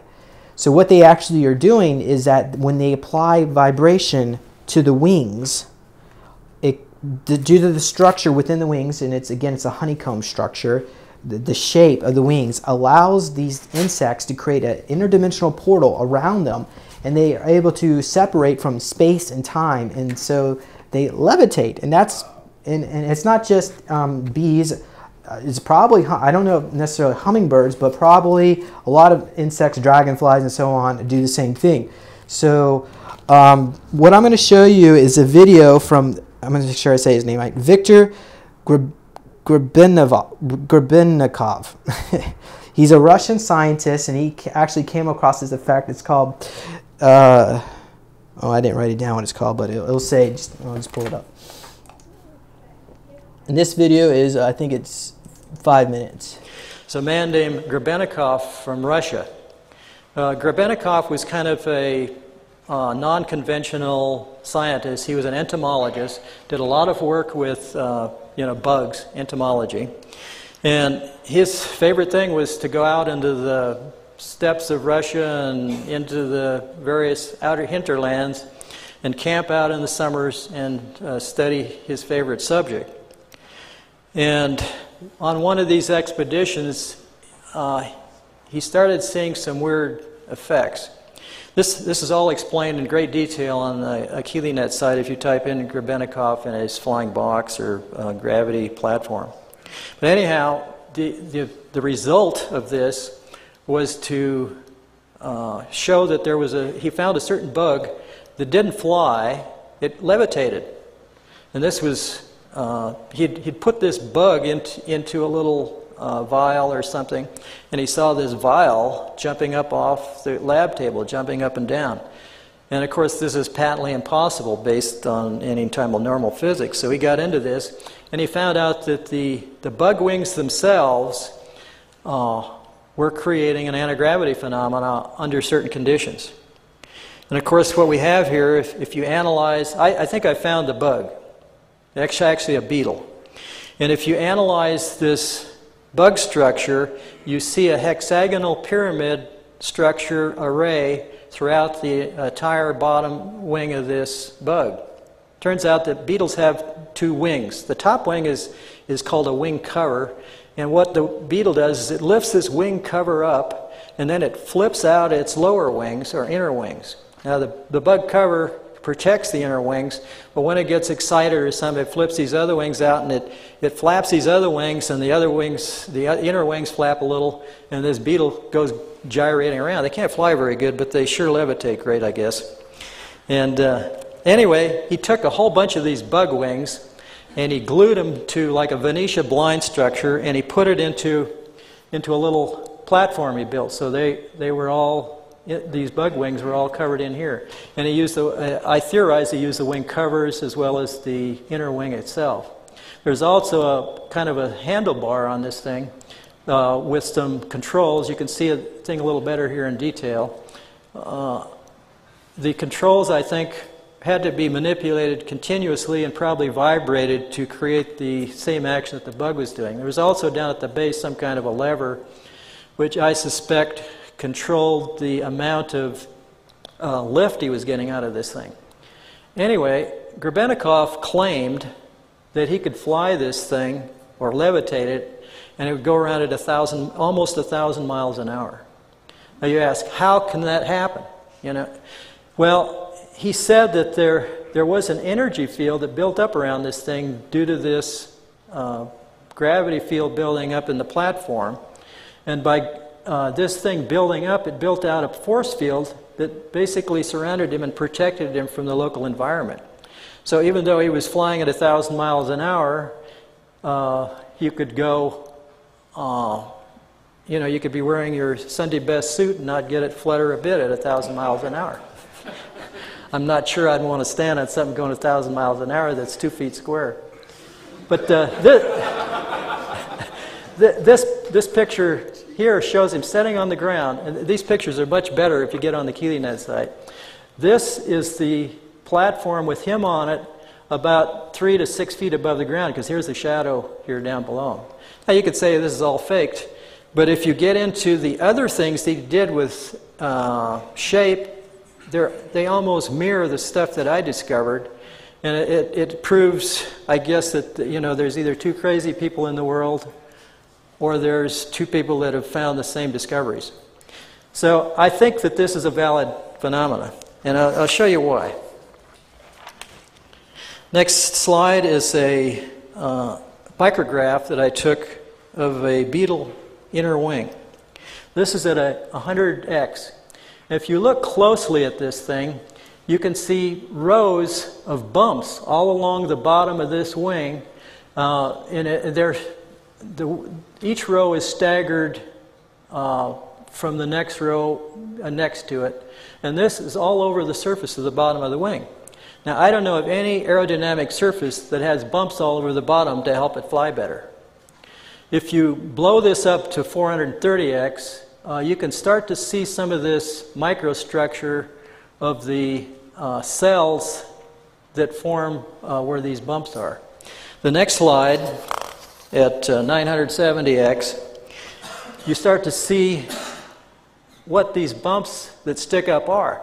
They're hairs, look like hairs or fibers that grow out of the center of these hexagonal cells. And of course, this harkens back to my basic shape power discovery, is that each one of these, because of their shape going down to a point, is creating a magnetic field. And remember, a magnetic field is a rotating piece of vortex in the ether. All right, so that gives you a little idea of well. So I guess now the question is, why is it in the cube? What this video didn't explain is that this guy Grebenikov, he found that these insects, like I said earlier, are creating an interdimensional bubble around them. And that when he was on this flying platform, it was actually a wood platform, and he said that when he was on it, when people look at him, it looked like a UFO. So from his perspective, he was on a flying platform, but from everyone else, there was a light in the sky, and people were all freaking out. Of course, this is during the Soviet Union. So he was way out in Siberia somewhere, but there was some sightings, and eventually they shut him down. They figured out what he was doing. I didn't really know too much. That's the shape a Merkaba makes too. What? What's that? Like a UFO. Okay. The inverted triangles? Yeah. The tetrahedron? You know, it's kind of like this when people see it. Okay. I don't know what shape people describe the orb look like, but it could have been like that. So when you apply the chi energy, again, that's the vibration of chi through the insect wings, it is possible to levitate with it, but I don't know if there's enough insect wings. There's probably not enough energy going there. But if anything, it's going to help create with the interdimensional bubble effect around you, so you can transverse into different dimensions, which again goes into what I was saying earlier, where everything you desire already exists in other parallel realities. You just got to shift yourself into them. And of course, the other behind me, of course, is my banner. The gate key has the very core of the unit has a pearl. We start off with a pearl, then we start putting metals around it. And the pearl again, and also seashells, seashells in the infinity, sacred geometry, and the silicon within the crystals again operate with the same effect with the crystal, where you can create interdimensional portals. And it's also harmonious with sacred geometry. So. Okay, so the different types of units. The skullum, again, has the crystal skull inside a gold-plated egg. And along with the different type of crystals, the crystal powder, the 60 crystal powders. The gate key 22 has 22 layers of metals that's built around a pearl. And again, the more metals, or the higher the frequency metal. Actually, I should state that the skullum, it's in a gold-plated egg, so you're going to have the frequency of gold. So the higher the frequency metal, the more effects you can get with manifestation, healing, and wellness. Of course, copper is good too. All of these have copper, but the gate key has more of these metals, or at least more of them. Okay, and you're going to have platinum, copper, gold, silver, copper, aluminum, and a lot of the rest is just copper. And then the infinity contains a mix. I don't have the picture of the infinity up here. I pulled infinity up. I know I got a picture in here. So the infinity doesn't come in the smaller size. It's just basically a mix of both. So many people want to, well, I don't know if I can get a Skull or I should get a gate key. Well, get the Infinity. It's like, oh, well, I don't want to spend that much money. Well, I can't really help you, but anyway. So here's the Infinity. That's what it looks like, and we just call it the Infinity because it's just, well, we say infinite amount of layers. It's because it's the seashell. It's not like there really isn't a layer there. It's just tuning and sacred geometry. But and then there's one. Let's see, I got it. Oh, I don't have a picture of the Ideal 80. The Ideal 80 is just it's this gate key here. It has 80 layers. It's an 11 by 11 inch box. And it also has eight of these large crystal skulls. So, and these go for about $100 on my website. So you're getting 8 of them with Ideal 80, and that thing goes for, I think, well, it goes for like $2,800, and it has the last 2 final layers is all gold plated, so you're getting a lot of light energetics.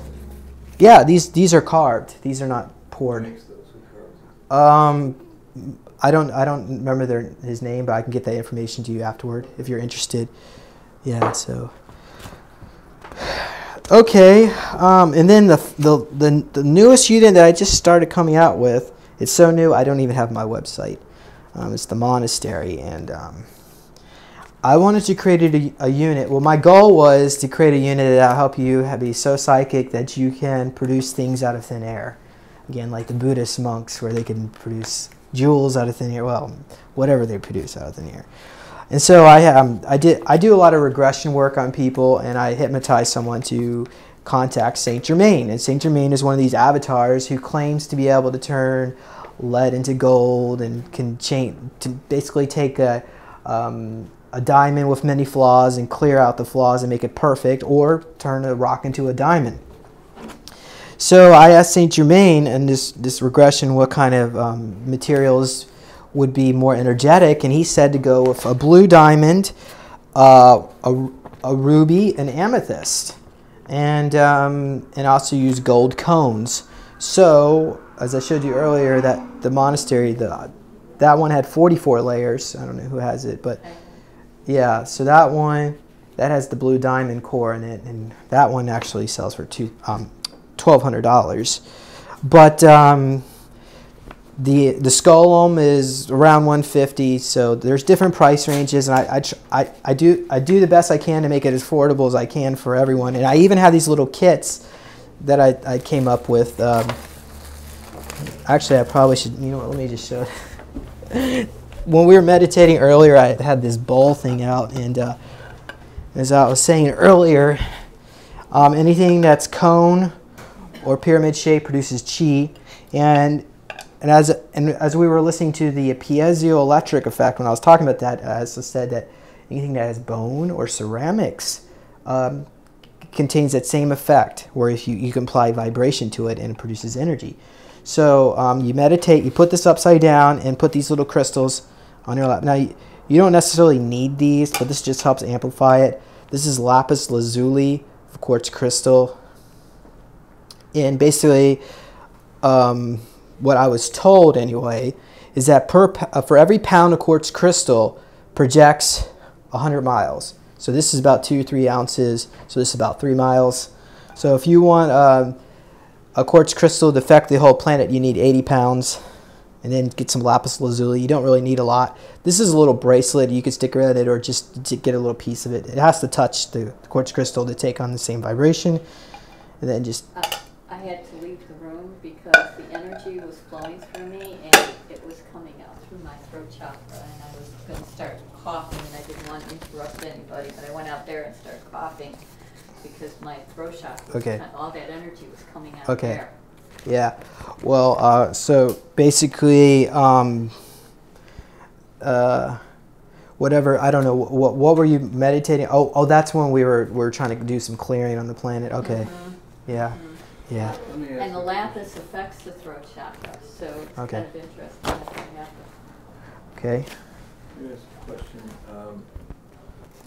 If I wanted to get a quartz crystal plus the lapis and create one of my own, Would there be a difference if I used the one that I created, or would there be a difference from the one that I purchased from you? Oh, no. Like I said, this is all of us. We just need to use our intuition and follow our instinct here. So, like I said, it's just quartz crystal. Just quartz crystal, lapis lazuli. You can make your own, and I encourage you to come up with your own designs and whatever your higher self tells you to do. I don't really sell anything really big. It's just the small stuff. So my goal is to stay focused on the Neo Cubes or Neo meditation devices, because I want people to be able to get the full effects of sacred geometry and all that. So, well, what if people wanted to make their own cubes? Would there be the same? Well, without without dealing with you, and I have a reason for asking that. Well, I mean, I guess they can make, as long as it's based on sacred geometry. And likewise, they could just stick a bowl in their lap if they don't want to spend the money. Then that would work just well. It won't work just as good. It's because you're not getting the same all the metals and the hair and all that. Well, this may be not the right time, but I'm curious as to how you got activated, encouraged to do this, because if you are a special portal, my guess is that whatever you would impart to other people would be more connected to that Stargate portal than somebody who's already not connected. In other words, sort of blessed through the stream that you are connected to. Okay, so plus each element that you sold would probably have some kind of an angelic presence connected to it, especially because it came from your Stargate activation portal. Now, if you're saying that anybody can do it, I'm not so sure that's true. Okay. Well, I don't want to put a lot on my ego to say that especially me. It's not about your ego. Okay. It's about what is. Okay. I'm just asking you as a question. Well, I don't. I guess the answer would be I don't know, because I can't really tell you whether or not I'm influencing these cubes or my energies. I mean, I don't want to say it's about my energies. It's more like, because people can open, at least the newer ones, you can open them up and put your own hair in there and personalize it yourself, put your affirmations and crystals. So it's not really about me, but if people want me to bless them and put their energies, I have something on my website called Ascension Crystals, where I just take a crystal, put it on a radionic machine, and if you have a specific program, I can program it through my radionics machine. But you can also do that too, place in your heart chakra and program the crystal. So it's totally up to you what you want to do. But I do want to tell you a little history, a little background of the NeoCube. But before I do that, I wanted to do another Actually, I wanted to ask, would the group like to do another meditation at this time? Okay. Why don't you give us a break? You want to? Okay. Totally. We need a break. Okay. I'm not a robot like you are. Let's take I guess 5-10 minute break. I think that's probably sufficient, and then we'll continue on. Was this information downloaded to you? That's going to be the next part. I can start explaining about that. I mean, yeah. But it was channeled from the ETs, and I'll go into all that just a bit. And you said you do sessions. What kind of sessions do you do? Sessions? Yeah. Did you say something like that? I don't think I do. I mean, I do regressions.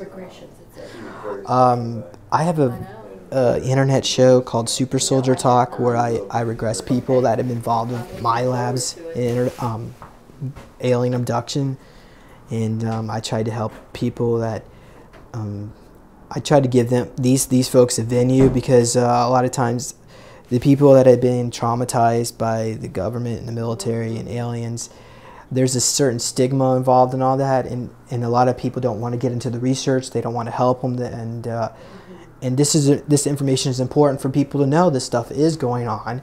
And additionally, when I do these regressions and so forth, I learn new things myself that I can only apply for this to help other people, but help myself maybe in my own learning process. So I don't like to charge money for the regressions I do, but in return, I do publish at least some of them on my show, so you can look. James has created quite a community of people through his website. Yeah, I guess you could say a community. It is a community. Interesting. because before I was doing this, I guess I saw. Oh, be careful. Okay. Yeah. Before I was doing this a couple years, when would I start? I guess I would probably say, really geared up maybe around 2010. I think my first Super Soldier Talk series. The only thing people that in this field of research really had was maybe a few websites and some books, and that was it. And no radio or internet radio shows would talk about any of this stuff. They're really fringe. Even like Art Bell, he won't even touch it. I mean, not Art Bell, Coast to Coast. Been abducted or had encounters? Yeah, or no? Military abductions. Military. Super soldiers, so they military. would talk about ET abductions, but not military. Oh yeah. Yeah. Okay. Yeah. So there seems to be some kind of blackout. So my goal is to bring people, not only bring people's awareness to this topic, but also hopefully maybe stop it. But I guess it's like one of those things.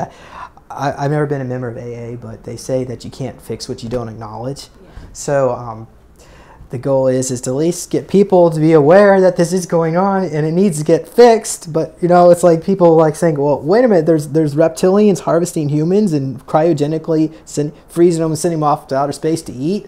It's like, well, that's not love and light. I don't want to hear about that. And I think even within the love and light community, people need to recognize that this stuff does go on, and we need to be aware of it. It doesn't mean that we have to live within that awareness, but we can at least address it and send energies to it to change it or bring people's awareness. You might not want to talk about that on Shark Tank. Well, I think someday this stuff's going to be on TV, and it's I don't want to use the word open secret, but it's like everybody knows it goes on. We're talking military things? Is that what you're... Well, when I say military abductions, there are certain groups of reptilians that work with the cabal and the military that work in conjunction are doing these type of things, and it seems to be connected with this negative reptilian groups. It's not the only ones. There's some grays involved, and even there's actually, I knew someone down in New Zealand. He refers to himself as a MyLab liaison, and basically MyLabs is operated by the United States. And so any of these ET groups, or even with different factions of the cabal, they contact MyLab and say, hey, we want to abduct this guy or this woman and do some experimentation on them, or we want to extract their DNA, or we want to whatnot, we want to kill them. So they get paid and they do their deed. Now, there are other groups of ETs out there that know all about this. I've asked the Andromedans, well, why don't you do something? The Andromedans they come from a different galaxy, but they're part of the star councils that are watching over this planet. Say, why don't you do something about this? And they said, oh, well, there's millions of planets, there's trillions of worlds. We can't possibly stay focused on what's going on this one little planet here. So I think it's really up to us. Yeah, that's the message that the ETs want to give, is that we got to fix the mess here. And yeah, we do. We do, yeah. They're not going to do it for us. The playing field, though, a little bit. Yeah, so I say, well, so I brought the awareness. I don't know, maybe, but that was a couple of years ago, so maybe they did something. I don't know. Well, actually, I'm going to talk about that. I think they did, because I was told, and I don't know if I should even start talking about it because I'm going to just go into later, but I was told that most timelines that planet Earth was on are basically self-destructed. It's basically Florida's under the ocean. The Supreme Court building, Washington, D.C. is under 200 feet of water, and California is in the sea. Those cataclysms happened around November 2011. And we haven't seen that because basically, as I was saying earlier, when we meditate, we shift into other parallel realities and alternative universes where that doesn't happen. And if you are a positive person, or let me rephrase that. Through your heart chakra, you attract to you what gives you joy and excitement. So if you're a positive person, what gives you joy and excitement is to see other people having the same thing and having, seeing war come to an end, et cetera, and not seeing your fellow humanity dead or blown up with nuclear bombs or radiation going everywhere. So the people in this particular timeline projected a timeline where they didn't want to see everything go kaput. So we are very fortunate to be here. And the fact that we got through the hardest part, which is around 2011, we won't see the cataclysms, I don't think. I believe they're probably within this timeline. We may still see Florida sinking in the ocean, but I think that might take 50 years, and it may be so gradual and slow. Be plenty of time for the people around this area to find higher ground if need be, if it happens. But I can't say what's going to happen in the future, because I mean, I do believe the planet's going to have to go through some Earth changes, because the tectonic plates were broken during the time of Atlantis. So they need to get locked, and it would also stop all the seismic activity, because really the people on the surface of this planet should not be living on this planet on the surface, because it should be best suited for a giant botanical garden, and people need to be living within the Earth, like the hollow Earth. I don't know if anybody here is familiar with hollow Earth theory. Apparently, the planet's spinning so fast that it's actually, through centrifugal motion, has pulled out the Earth so that it's like a giant bell. And then there's when we did this first regression, I think, what did I do? The Rainbow Bridge. I told you to go down to the octahedron core of planet Earth, which is actually a star. It's like a Stargate portal, and there's this. It's a star in the center of the planet, and it produces like an it's a gravitational effect that pushes everything up. That's from the inner bell. So there's actually a civilization, allegedly, inside the planet, like through hollow Earth. So they got sun 24/7. It's like 78 degrees, and the people down there are about 9 to 12 feet tall. They live in complete harmony. Okay. Have you ever astral traveled there, or? No, I just follow the hollow Earth. Okay. Thing. There's a hollow Earth network. And apparently all planets are hollow. So really, we should be living in hollow Earth and not really on the surface, because of all the earthquakes and pole shifts every 10,000 years destroy the civilization. But so the planet wants to lock its tectonic plates, so that way the cataclysms won't happen anymore, or at least the pole shifts and all that. And I believe that's going to happen. Well, when that happens, a large portion of the southeast United States is going to go under the ocean, but Atlantis will come up, so there'll be lots of pretty places to live. And then we'll also have amazing technologies. We could rebuild cities when it matters, really instantly, because they'll have nanobot technology. You just spread the sludge all over the place, and they'll build a beautiful home for you. But at least, I don't know if we're going to see that in our lifetimes, but it'd be nice. We'll see. Okay. Anybody have any other questions? I don't know maybe I should just go ahead and start with the other part. This is the Crystal Skull meditation. Are these on your website? Yeah, all these are free, the meditations I did. Neo Meditations. Free your mind. Rejuvenation, knowledge. Healing. Ascension. Empowerment. Neological technologies.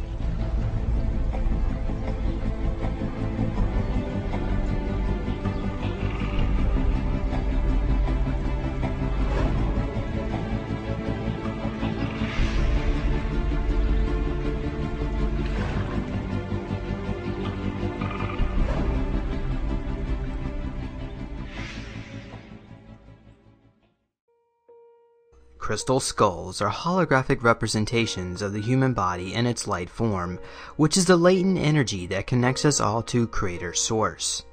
Due to its shape, a skull can concentrate consciousness energy into multifaceted energy fields and manifest your desires into physical form. They are like computers of your soul, allowing you to access the information stored within, and, because crystals are tuned amplifiers, they can transmit your thoughts into the dimensional gateway of the Earth's crystal grid. This meditation will help you activate and program your crystal skull using your thought intentions, and assists in the ascension of planet Earth. In this guided meditation, I want you to connect with your Neo device. Your Neo device will bring more chi energy into your body, enhancing your psychic intuition and integrating your mind, body, and spirit. Get yours now at www.neologicaltech.com. Now connect to your Neo using quantum entanglement. While sitting down in a dark room, with both feet on the floor, place your hands on your lap. In between your hands on your lap is your cube. Your palms are facing towards the cube, but they do not touch it. Inside the walls of the cube, visualize upside-down tornadoes of chi energy with the apex pointed into the center of the cube. In the core of the unit is a sphere containing a micro-sized holographic representation of the super universe. With your eyes closed, breathe deeply. Start to relax your body, beginning with your feet. Allow a feeling of relaxation to fill your feet, feeling heavy, loose, and relaxed. Relax your hips and pelvis, and all the surrounding muscles. Feel your stomach and lower back relaxing. The muscles giving up their hold. Feel your entire body relaxing even more deeply, becoming completely relaxed, limp, heavy, comfortable. Now let's activate our Neo devices. Device, activate and increase. Now I want you to wait till you feel the energy sensations of the torsion field in your palm chakras, being careful not to touch the device. It may feel like a buzzing or pulsing sensation. Device, I trust you completely to integrate my mind, body, and spirit. Before you is the Stargate. Feel your body floating into the event aperture. Stargate, I trust you completely. Device, activate Stargate mode and increase. Automatic mode. Continue going down the Stargate for a few moments. As you travel through hyperspace, you see many time tunnels before you. Follow your intuition and allow yourself to emerge on the other side prior to the destruction of Lemuria and Atlantis. You are now standing in the Great Hall of Records of Atlantis. You are taken to a room which contains the 12 original crystal skulls and the 13th priestesses who stand as record keepers of the knowledge of Atlantis. They instruct you to sit down and watch a short hologram projection of the history of this once great civilization. Prior to the fall of Atlantis, the planet was in the 7th dimension and stood in full glory of Christ consciousness. After the fall, the planet sunk into darkness and eventually landed down into the 3rd dimension where we remain today. During this time, the Draco Empire understood if humanity had full Christ consciousness, they would never be able to control this planet and its resources. Together with their host of agents and spies, they set forth a plan to harness the crystal grid throughout the planet and use it as a weapon of control and a tool for evil. Eventually, all the crystal grids and even the largest crystal in Atlantis came under their control. And, with the power of these crystals, they were able to gain control over the earth and all its beings. But this energy is powered by God's source and is a gateway to ascension. To use it for evil is an abomination. Eventually, there was an overload of energy, and Mother Earth could not take the abuse any longer, and chose to release the tension by shifting her tectonic plates, sinking these once marvelous civilizations into the sea. These priestesses of Atlantis and Lemuria understood that negative interference from the Draco Star Nations would ultimately lead to planetary cataclysms on this physical dimension, as well as rifts in the timelines. During this destruction, the Earth's original timeline split 3 ways, with the one in the middle ultimately forming the timeline we live in today. The other 2 timelines of the original Golden Age of Atlantis and Lemuria continue on, but their energies became scrambled and spread throughout the universe due to explosions of the Earth's crystal grid. These 3 timelines are now slowly merging into one as we approach the Stargate ascension of the zero-point energy field, bringing about the return of heaven on Earth. But before this could happen, the forces of light created 12 crystal skulls with the assistance of Mother Earth to allow humanity another chance to find their way back to God's source. These 13 priestesses of Atlantis and Lemuria have gathered themselves to preserve the history of Earth into 12 sections by imprinting the energy resonance into the largest crystal of Atlantis. They then apply telekinetic materialization from the ethereal matrix to manifest 12 crystal skulls out of thin air to stand as avatars of the planetary grid. The 13th crystal skull never manifested in physical form. Instead, it remains as a thought formation within the consciousness energy field. The priestesses invite you to contact the 13th skull. What does it look like?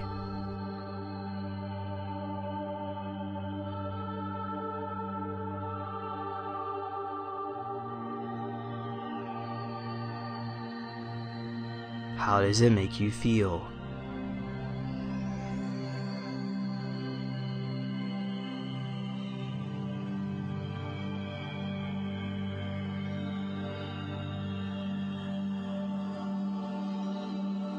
What visualizations do you see inside the holograms of its light?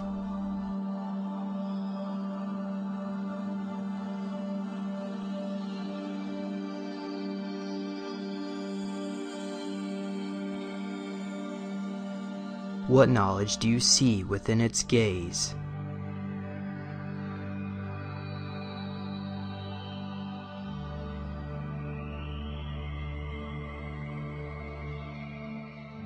These crystal skulls carry the Earth's energy from before and after the explosion, and are now ready to be activated, uplifting the planet into the 5th dimension. This event can only take place as the planet enters into the photon belt every 12,500 years. The last time this happened was during the time of Atlantis and Lemuria. But before we can manifest the 5th dimension, we need to anchor the original timelines that split off during the cataclysms into our own. So take a moment now and anchor these 2 other timelines back into our own. They may appear as vortex spirals of disconjointed energy.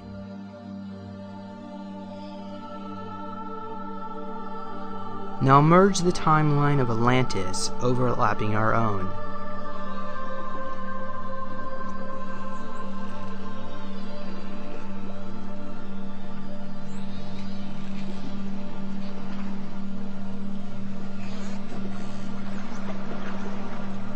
Now merge the timeline of Lemuria overlapping our own.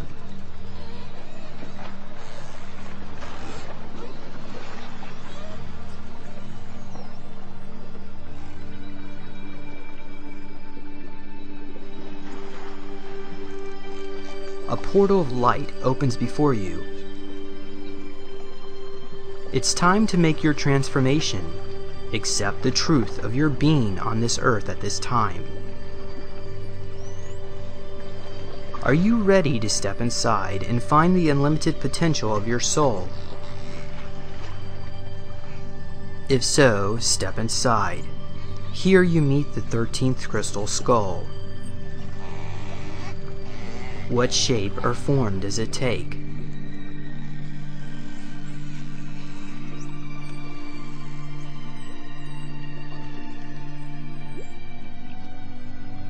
Take a moment now to bask in the energy of the 13th crystal and connect to it through your crown chakra at the top of your head.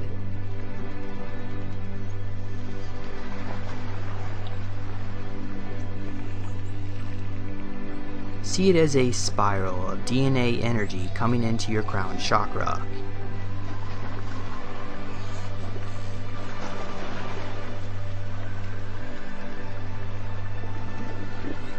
Now allow this energy to enter into your heart chakra, located in your chest.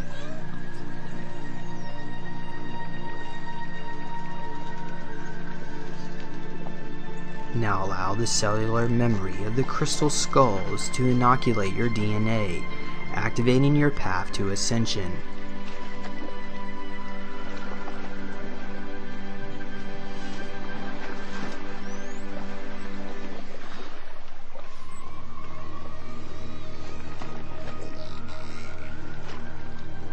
Device, activate Crystal Skull healing algorithm. Now allow this energy to heal any physical ailment.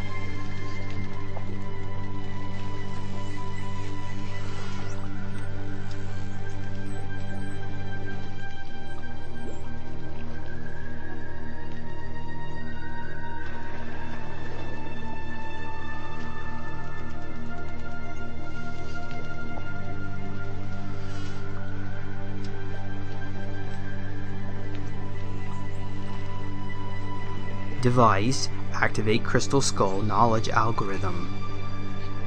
Now allow this energy to turn on your DNA blueprint containing the knowledge of Atlantis and Lemuria.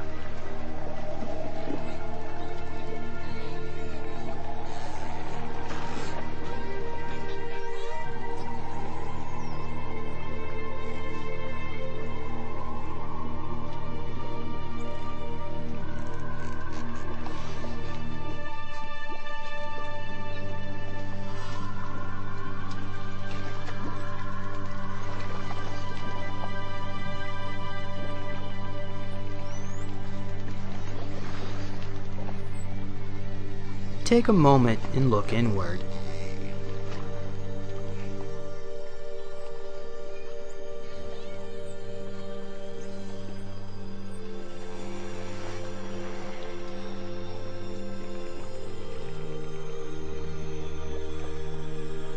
Does a crystal skull offer you suggestions of what you can change in your life?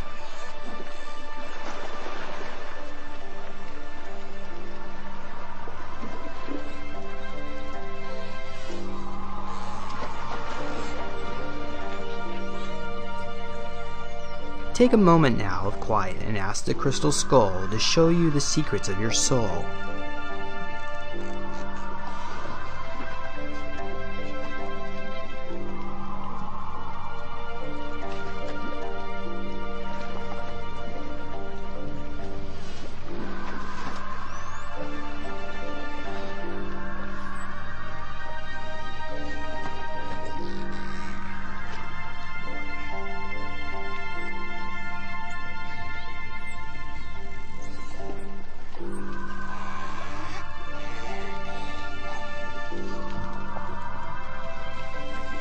Ask the crystal skull to manifest the desires of your heart.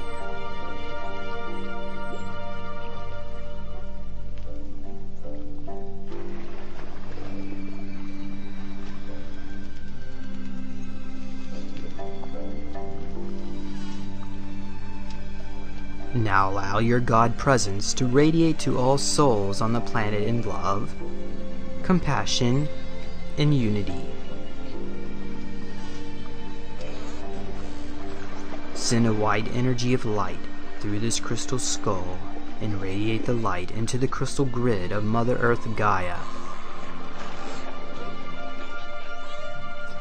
These may appear as icosahedron vortexes of energy.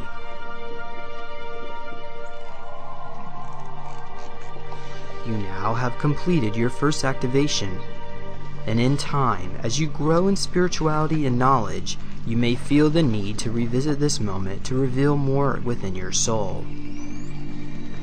You may notice a change of color of your aura now. It may appear brighter and clearer. You may feel lighter and healthier.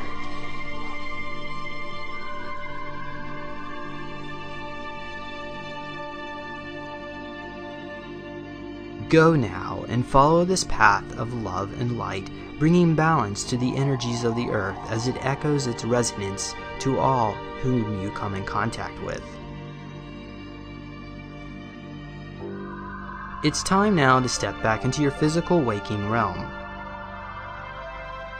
The priestesses bid you farewell and remind you that perhaps one day you shall meet again in your present life, or maybe one of these priests or priestesses is you. Now step back into the time tunnel of hyperspace. And as you slowly come out to the other side, allow time to start to move forward and slowly drift back into the timeline of the present day. And as you find yourself back to today's date and time, right back here, feeling wonderful and refreshed from the journey. 1. Beginning to come all the way back. 2. Coming back, feeling better and better. 3. Feeling totally relaxed and comfortable. 4. Eyes starting to open now. And 5. Eyes open, wide awake, feeling wonderful in every way. Device in session. Welcome back, traveler. What you just manifested was through the power of your own chi energy. Your Neo device will increase these effects and take you into even deeper journeys of your mind, so that you too can experience the joy of out-of-body sensations in an integrated mind, body, and spirit. So what are you waiting for? Get one now at www.neologicaltech.com. Alright. Hate to turn the light on there. I was feeling really... yeah, so... I don't really know how I come up with these. I just get inspired, and I find really good music. I say, you know, that will sound really nice there. And I don't know if you noticed, there was dolphins. Did you hear? Did anybody pay attention to dolphins? It's like, well, who else could do a meditation? Obviously, he's probably still in Atlantis. So Mark. Oh. We'll come back to the present time. I heard nothing that you said. I heard the question. Well, you need wherever you went that's where you needed to be. Okay. Well, I didn't really experience anything particular from this meditation. Does anybody else have anything they wish to share? I just felt like I was going to start floating up to the ceiling. That's really what I felt. I mean, it was powerful. Beautiful. Did you see what the crystal skull looked like? Yeah, and then whoop, and then it elongated and it became a whole crystal being. And then it overlaid over me. It was really neat. Okay. Did anybody recall what Atlantis looked like? Beautiful, tropical. Okay. Yeah. All right. Sort of like Florida. Okay. Without strip Do you have anything you want to say about that? No, but I did see the crystal skull. Okay. And yeah, and there was lights in it. It looked like little LED lights that it would, you know, if you put a little LED thing underneath it, you know how the lights, the green. And yeah. It was like that. And then the eyes were so real. I mean, it was as if somebody was really looking at me, and their eyes were like shaped that way, but this way, you know, like that. It was quite fascinating. I took a laser and shined it into a crystal skull. I think that's probably worth showing. Let's see if I can pull that up. Yeah, the crystal skull was actually softened. You know, it wasn't. It was a soft crystal. I don't know how to describe it other than that. Let's see if I can find higher resolution pictures. Okay, well, it was something like that. Yeah, it had light inside it. Yeah. So when I shined the green laser in it, it looked like little dots all over the place. It was really fascinating. It was like sparkling. Did you see it? Yeah. Okay. I saw it when you did it. It was all sparkling. All right. Amazing. Well, it's just showing all the crystal skulls. I have a question that you don't have to answer, but I just want to add a little grounding question to it, and that is, if Lemuria and Atlantis, who were so advanced to 5th, 7th dimension, if Divine Creator would allow them to destruct, what would prevent the same thing from happening here? And you don't necessarily need to answer it, but that's another question. Why couldn't we just repeat the same catastrophe? I think Mother Earth has had enough. She's gone through this cycle. I can't tell you how many times, but I'm going to say millions of times, because every 10,000 years, civilization, I mean, humans have been on this planet for hundreds of millions of years. Okay, and you know, whatever the fossil records say is not necessarily accurate, because humans have been around with dinosaurs, and there are other times, you know, dinosaurs were, but anyway, so I think it's really a decision between Mother Earth saying no more, I don't want any more of this, but on the other hand, the ETs and the star peoples, they want to see a timeline where humanity makes it this time. So they're doing everything they possibly can to make sure we don't like nuclearly destruct ourselves of all the nuclear bombs. And you know, so like if someone gets really pissed off and who sits at these computer terminals and can shoot off one of these nuclear missiles, it won't work. It's basically so we're getting some divine protection and divine help. But there are some ETs out there that say that maybe we should just self-destruct. And to heck with it, we start over from scratch. But they realize that our free will has been interfered with there's so much mind control on this planet, and the beings that control us, they view us as a resource. The certain groups of reptilians, and then there's other ETs as well, not just food source, but they also like our genetics.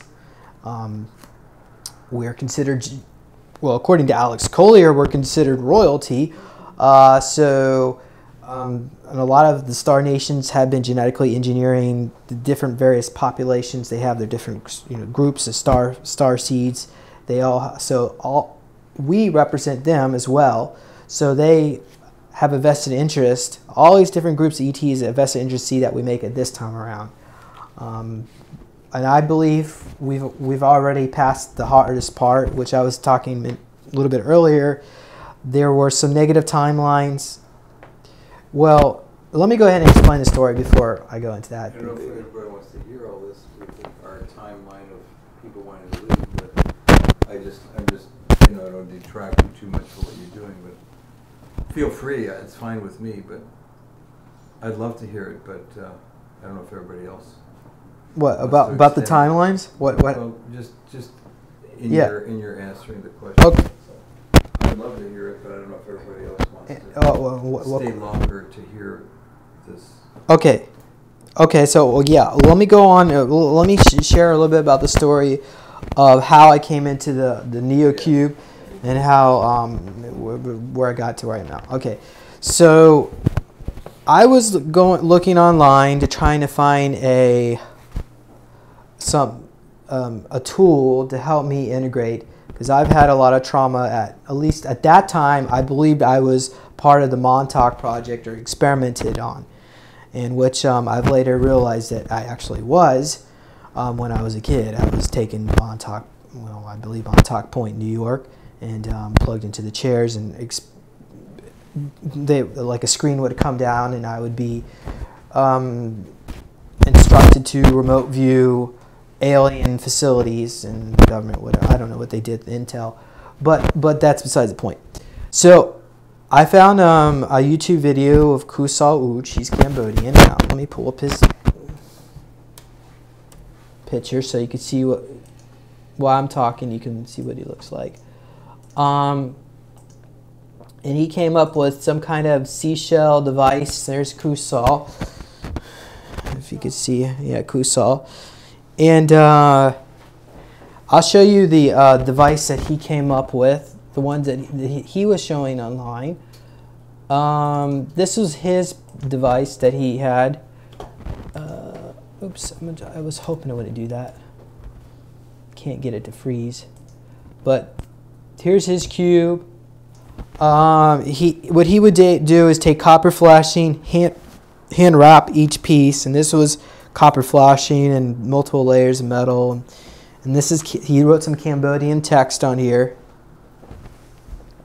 So this was a really crude early version of the NeoCube. Actually, I'll show you the first prototype that I came out with. So he helped me, instructed me how to make the first NeoCube. So there's, yeah, that's what it used to look like way back in the day. This is an Ideal 8. When was it? This would have been about July 2010. That's your first NeoCube? No, it's not. That's like the third or fourth one. I don't think I have a picture of my first NeoCube. How did you get instructed to do this? Or did they come in contact? Well, I don't know. Maybe we had. I mean, what instructed me to work with Kusal? You think maybe I was divinely influenced to work with him? I don't know. I can't answer that. So but it just came to you like just intuitively. Well, he was willing to help me out, because there are a lot of other teachers out there. You send them an email and they're like, well, you know, do such and such and such, and you do it, and then they don't write you back, or then, you know, that's it.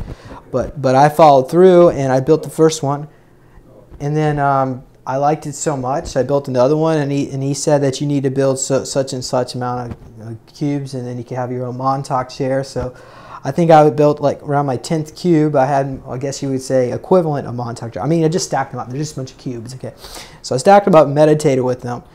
And Kusal and I mean, this was around the time when I was financially ruined, because my previous business partner stole some money from me, and so I had to start over from scratch and start a new company, and this time do it on my own. With Kusal, we worked together for a while anyway, back then. So we started making these Neo cubes, and then of course it's progressed over the years. So that was that first one, and then I went to this, quickly evolved from that one to this model here. Maybe some people remember this if they've seen my website over the years. But this was basically just a plastic box that we put a logo on, and it had the same things. And I actually did, for a time, I was hand rolling these before I had this. I actually got an injection mold made for this. So it was a lot of work, and those things are, oh gosh. Yeah, definitely. And yeah, that was a lot of work to do that. Just looking at it it's kind of stressful to look at. But actually, you know, and there's supposed to be meditation boxes. But yeah, but anyhow, the Zen Master had 64 layers. This was an all copper version, so it was made the same way as the Gay Key. It just had all copper, and so we've since graduated above from that. Anyway, so I guess going around, I guess this would be probably May of 2011. Kusal started posting videos on how to make electricity out of these cubes. He gave me some diagrams, and he posted some videos online, and I guess between it, whether it was that or whether it was the work that I was doing, because he said he started getting phone calls from an NSA liaison who basically would leave messages on his voicemail and said, "Your technology will be ours," is what the voicemails would say. And Kusal was very gifted. He would, actually I kind of skipped this part. Kosol. Yeah. Cambodia. Still living there? No, he's in the United States. He claims that when he was a kid, he was super psychic in the military. The Air Force brought him back to the United States, and they put him in their I don't know, Black Ops program or something. And I've always asked him. Well, I didn't ask him about that back when he told me that. It was like, it's like one of those things where, okay, well, I don't think it's a good idea to keep asking questions about that. But that's what he claimed anyway. So probably he was brought back here to be groomed in a certain way for whatever his gifts were. But against his will or what? I can't answer that. I don't know. If you were to ask me, if I was to guess, I would say probably there was some incentive, but they probably didn't tell him what their intentions were. But anyway, whatever it was, he was meant. Obviously, his life path was meant to come here. So okay. Now this is what I was going. Before I went off into that, I wanted to explain where he said this design was actually part of the Guardians of the Galactic Federation of Light. Guardians represent a council of tall grays, Palladians, reptilians, benevolent reptilians, Syrians, and I'm sure there's plenty of other beings as well. Galactic what? Galactic Federation of Light. Okay. Yeah. And I mean, there's supposedly different galactic ones, like a Federation of Light and a Galactic Federation of Light, and one claims they're of the light, and the other doesn't. I can't say who's and what's what, but apparently some of these beings knew. Well, first of all, they have basically Star Trek in a way is real, because there is a law of non-interference. They're not allowed to give technology to humanity, even though, well, at least this group wasn't allowed to.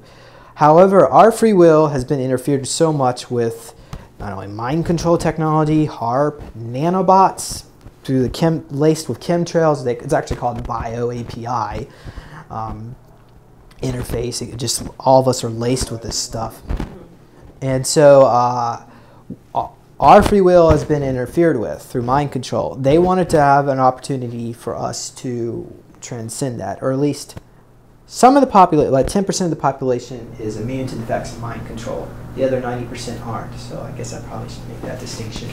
So it's that 90% that are having a little bit of trouble. I mean, probably if they were to do a lot of meditation work, they probably could get themselves up and maybe detoxing. They probably could, but This it's just a tool to help him get there a little bit faster.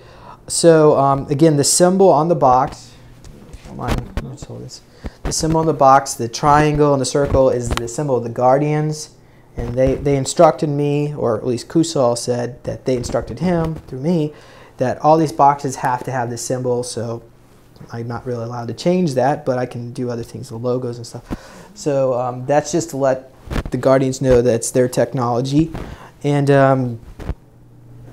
anyway, there was a comment I wanted to make about the Guardians, at least the tall grays. Allegedly, the tall grays are working a lot with me. And how do you know that?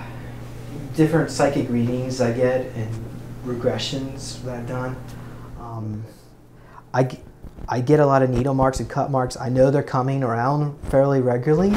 It's not, but they don't let me remember consciously where I'm going. But apparently it is mostly tall grays, and they want to help humanity, and they consider themselves protectors of humanity. However, they don't really have a heart center. So that's another thing I should mention here is, like, you know, there are a lot of these ETs. They view us like how we would view ants in Africa. Are you really concerned about the welfare of ants in Africa? It's like, no, probably. Well, maybe some of us, if you were studied ants and insects, you might be concerned. But that's like their mentality. So, and a lot of them think that they don't really have the same ability to love like you and I. So, where am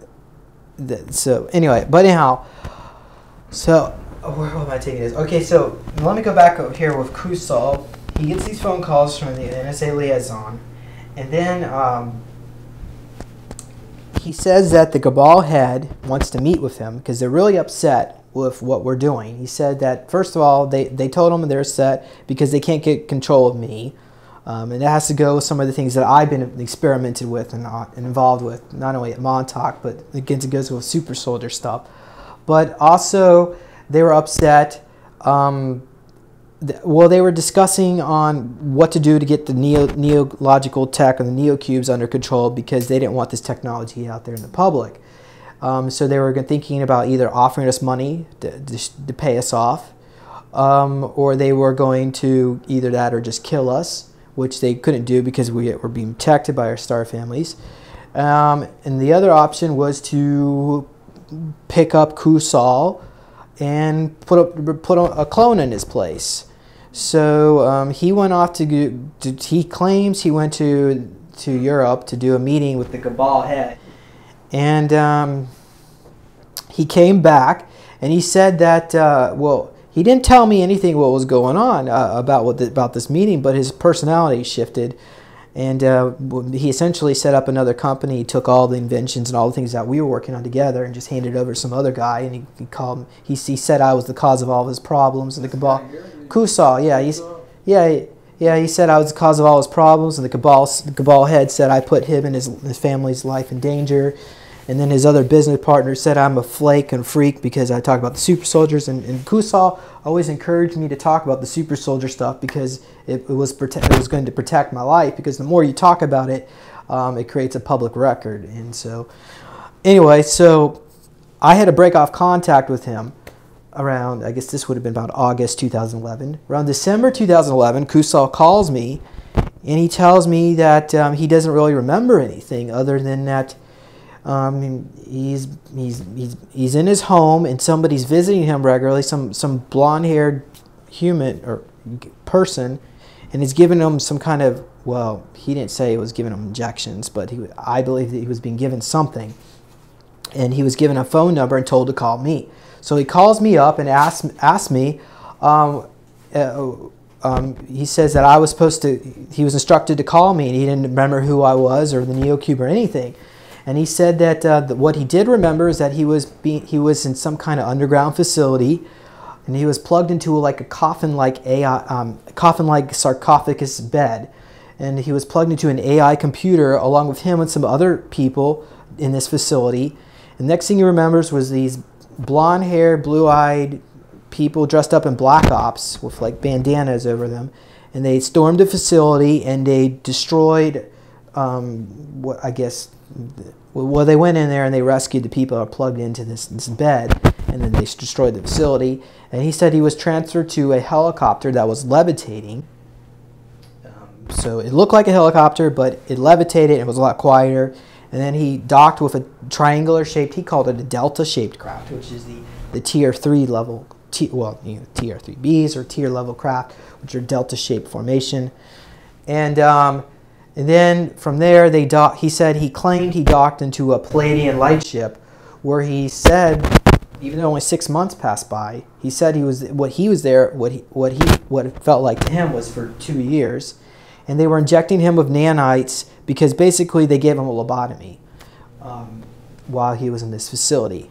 They were trying to destroy all memories of me, all memories of how to make neocubes, and they were using whatever's left over of his brain to create this, to reverse engineer this technology for black ops, basically, for mind control over humanity. So, and I was told that these beings, he saw he thought they might have been Palladians dressed up as black ops, but through remote viewing and regression work that actually through a psychic I worked with, he claims that they were actually reptilians, and they were really funky looking reptilians who projected an image of a human looking form over them. So these reptilians stormed this facility and destroyed this base, rescued these people, and gave them over to the Palladians to be restored.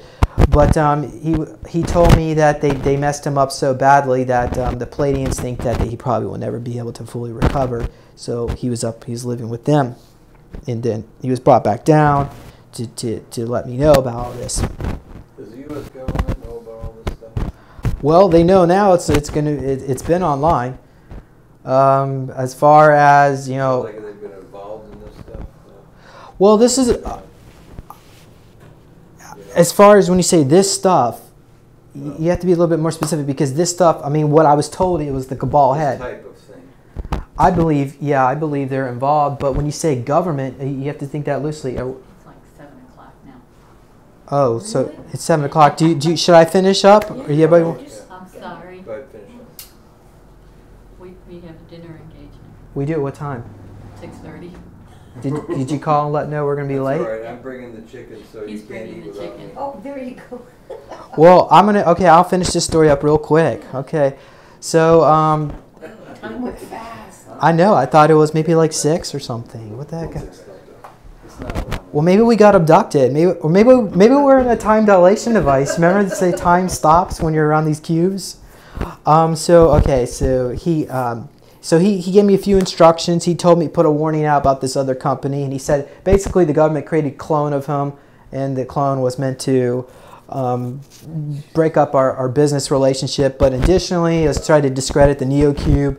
But he said that his clone, because his DNA, the way he is, he can't really be brainwashed and mind controlled. So even his clone was breaking away from his programming. The government couldn't control his clone anymore.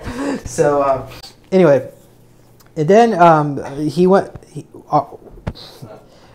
his personality shifted. And I had to break off contact with him. Fast forward a year later, or actually just recently, he contacts me again, and this time he tells me that he physically died. I mean, he transferred into another dimension, where he says he was on an interdimensional light ship for the past couple of years, and he's been monitoring all the timelines, and he said that most of the timelines planet Earth is on are destructed. Again, all the cataclysms happened around November 2011, and that the people in this timeline, he said the reason why we survived is because people are more loving and more kind to each other, and as well as there's less mind control. There's less, even though you hear about stories about HAARP and cell phone towers, and you think it's really insidious, apparently it's not as bad as in the other timelines. And additionally, well, there's other parts of the story. I don't know. Do you want? Should I? Maybe. I gotta go for dinner, but oh man. Yeah. So apparently the cabal tried to shut. They attempted to shut us down, but it didn't really work. Oh, that's the other thing I wanted to mention. Okay, so this is important. He said that while he was in this facility, this I guess it was an underground facility, which I believe is in Venezuela, he said that they would interrogate him. They would ask him questions about, what do you know about James Rink? And he said, oh, James Rink, he's Agent Supertooth. He's a super soldier. And then he would say, they would ask him about the Neocubes. And they said they were really pissed at him. They said they've been working on this plan for 10,000 years. And here we come along with the Neocube and change all that. So there you go. I guess, I don't know. I guess we shifted into another timeline, or I shifted into another timeline where apparently I'm not as negative as in the other timelines where planet self-destructed. And I think a lot of people did too. Yes? Super soldier, what is that exactly? Oh, yeah. Is that too much time? Okay, I have to give you a real When I read it online, I thought maybe you were in the military. A super soldier is, okay, basically, they're different types. But what I was involved with has to do with stuff even in past lives. Like, for instance, the ETs, a lot of them don't interact with humanity personally, because if they came here and their physical vessel got captured, they would be taken and tortured and killed, most likely. So what they actually do, at least some of them, they create clone bodies using a little bit of their own DNA. And they, just like you can do, if you've ever astral traveled or remote viewed, they are very clairvoyant and psychic, and they can do the same thing, but they remote view into a clone avatar body, and they can interact with humanity. Well, the military around, I believe it was around 1998, they've had cloning technology since the 70s. I believe President Carter was the first president that was cloned, and every president ever since has been cloned. Huh? What does that mean? I mean, Cloned? Wasn't really Carter? That was Initially he was, but when he started talking about rabbits that had guns and other some weird stuff, then that's when they changed them out. But every president since then have been cloned, and they're all and different factions change. They all constantly get changed out, like the bullshit. Okay, we're really going jumping around here, but so the military got a hold of this cloning technology, and they're actually called Cybus and Arbus, the different types of clone avatars, and they can take our consciousness, project us into these clone bodies, and then they're sent us for various missions. I believe time travel, because when they, are you familiar with the Montauk Project? No, I'm gonna look it up though. Okay, Montauk Point. Actually, I'm going up there next week to talk about the Montauk Project. What? Montauk. I hope I spelled that right. It's Montauk Point, Long Island. There's a facility, well, there was allegedly a facility out there where they were conducting time travel experiments. And this goes into, again, the Philadelphia experiment. And they would, according to people that had been through these Stargate portals, some of these portals, you can pass through them and come back in your own physical vessel. But some of them, and usually some of your DNA is degraded. But there's some of these Stargate portals where you go through them and you physically die, and you come back on the other side. On the other side as a new body, and then you come back through. You have to die again. And a lot of these military soldiers are like, I'm not going through that Stargate. And some of these Greys are using these things all the time, and that's why their DNA is so cuckoo, and they're a dying race, because they're physically dying. They come back, and that's another reason why they want to create these clone bodies, so they can send us to these Stargates, and so a lot of it's through time travel, off-world, interdimensional. And a lot of it, again, is the cabal. They're trying to keep control of the power, and they're doing that by going back in time and screwing things. Well, I say screwing things up. You don't ever hear about how the South won the Civil War. Allegedly they did, but we're on one of those few timelines where that stuff didn't. Anyway, okay. So I would say, do we have any more questions? But unfortunately, we're out of time. Yeah, one question. One time. To everybody. Oh, go ahead. Do you have a question? The question is, I'm considering the possibility of purchasing one of these, let's say. However, I have enough trouble getting my lawn mowed.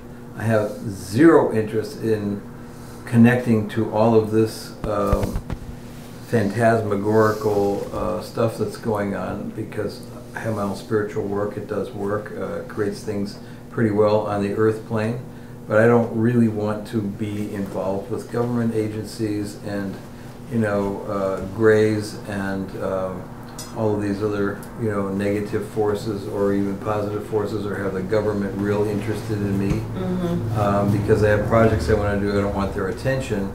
So what do you say to somebody like me who's been debating about maybe purchasing something? I have no interest in getting as involved as you are. You're selected in a special way to be able to deal with all of this stuff. That's not me. Okay. So, Well, you get the question? so the question is whether or not the government's going to get you if you use a cube. Or distribute it to others who can use it.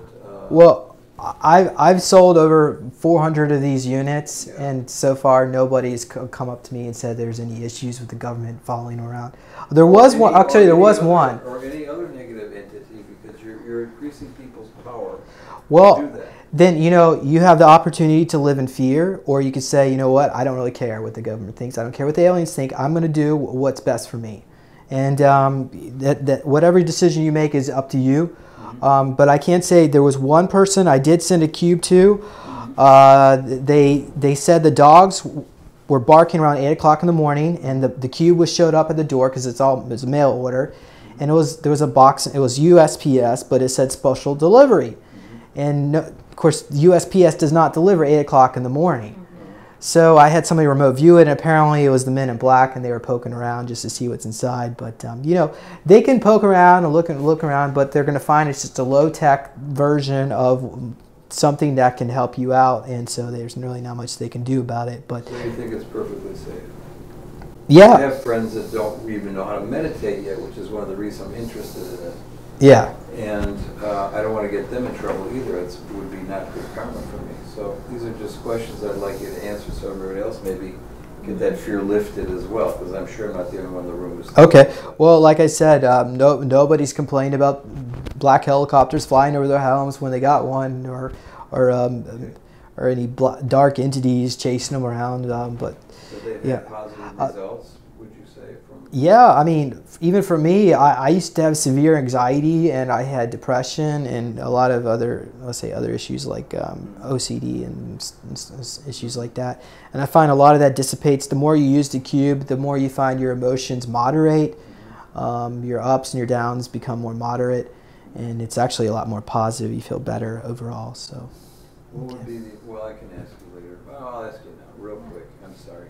I've got Saint Germain and many other teachers in my pocket. What if I put them in the cube?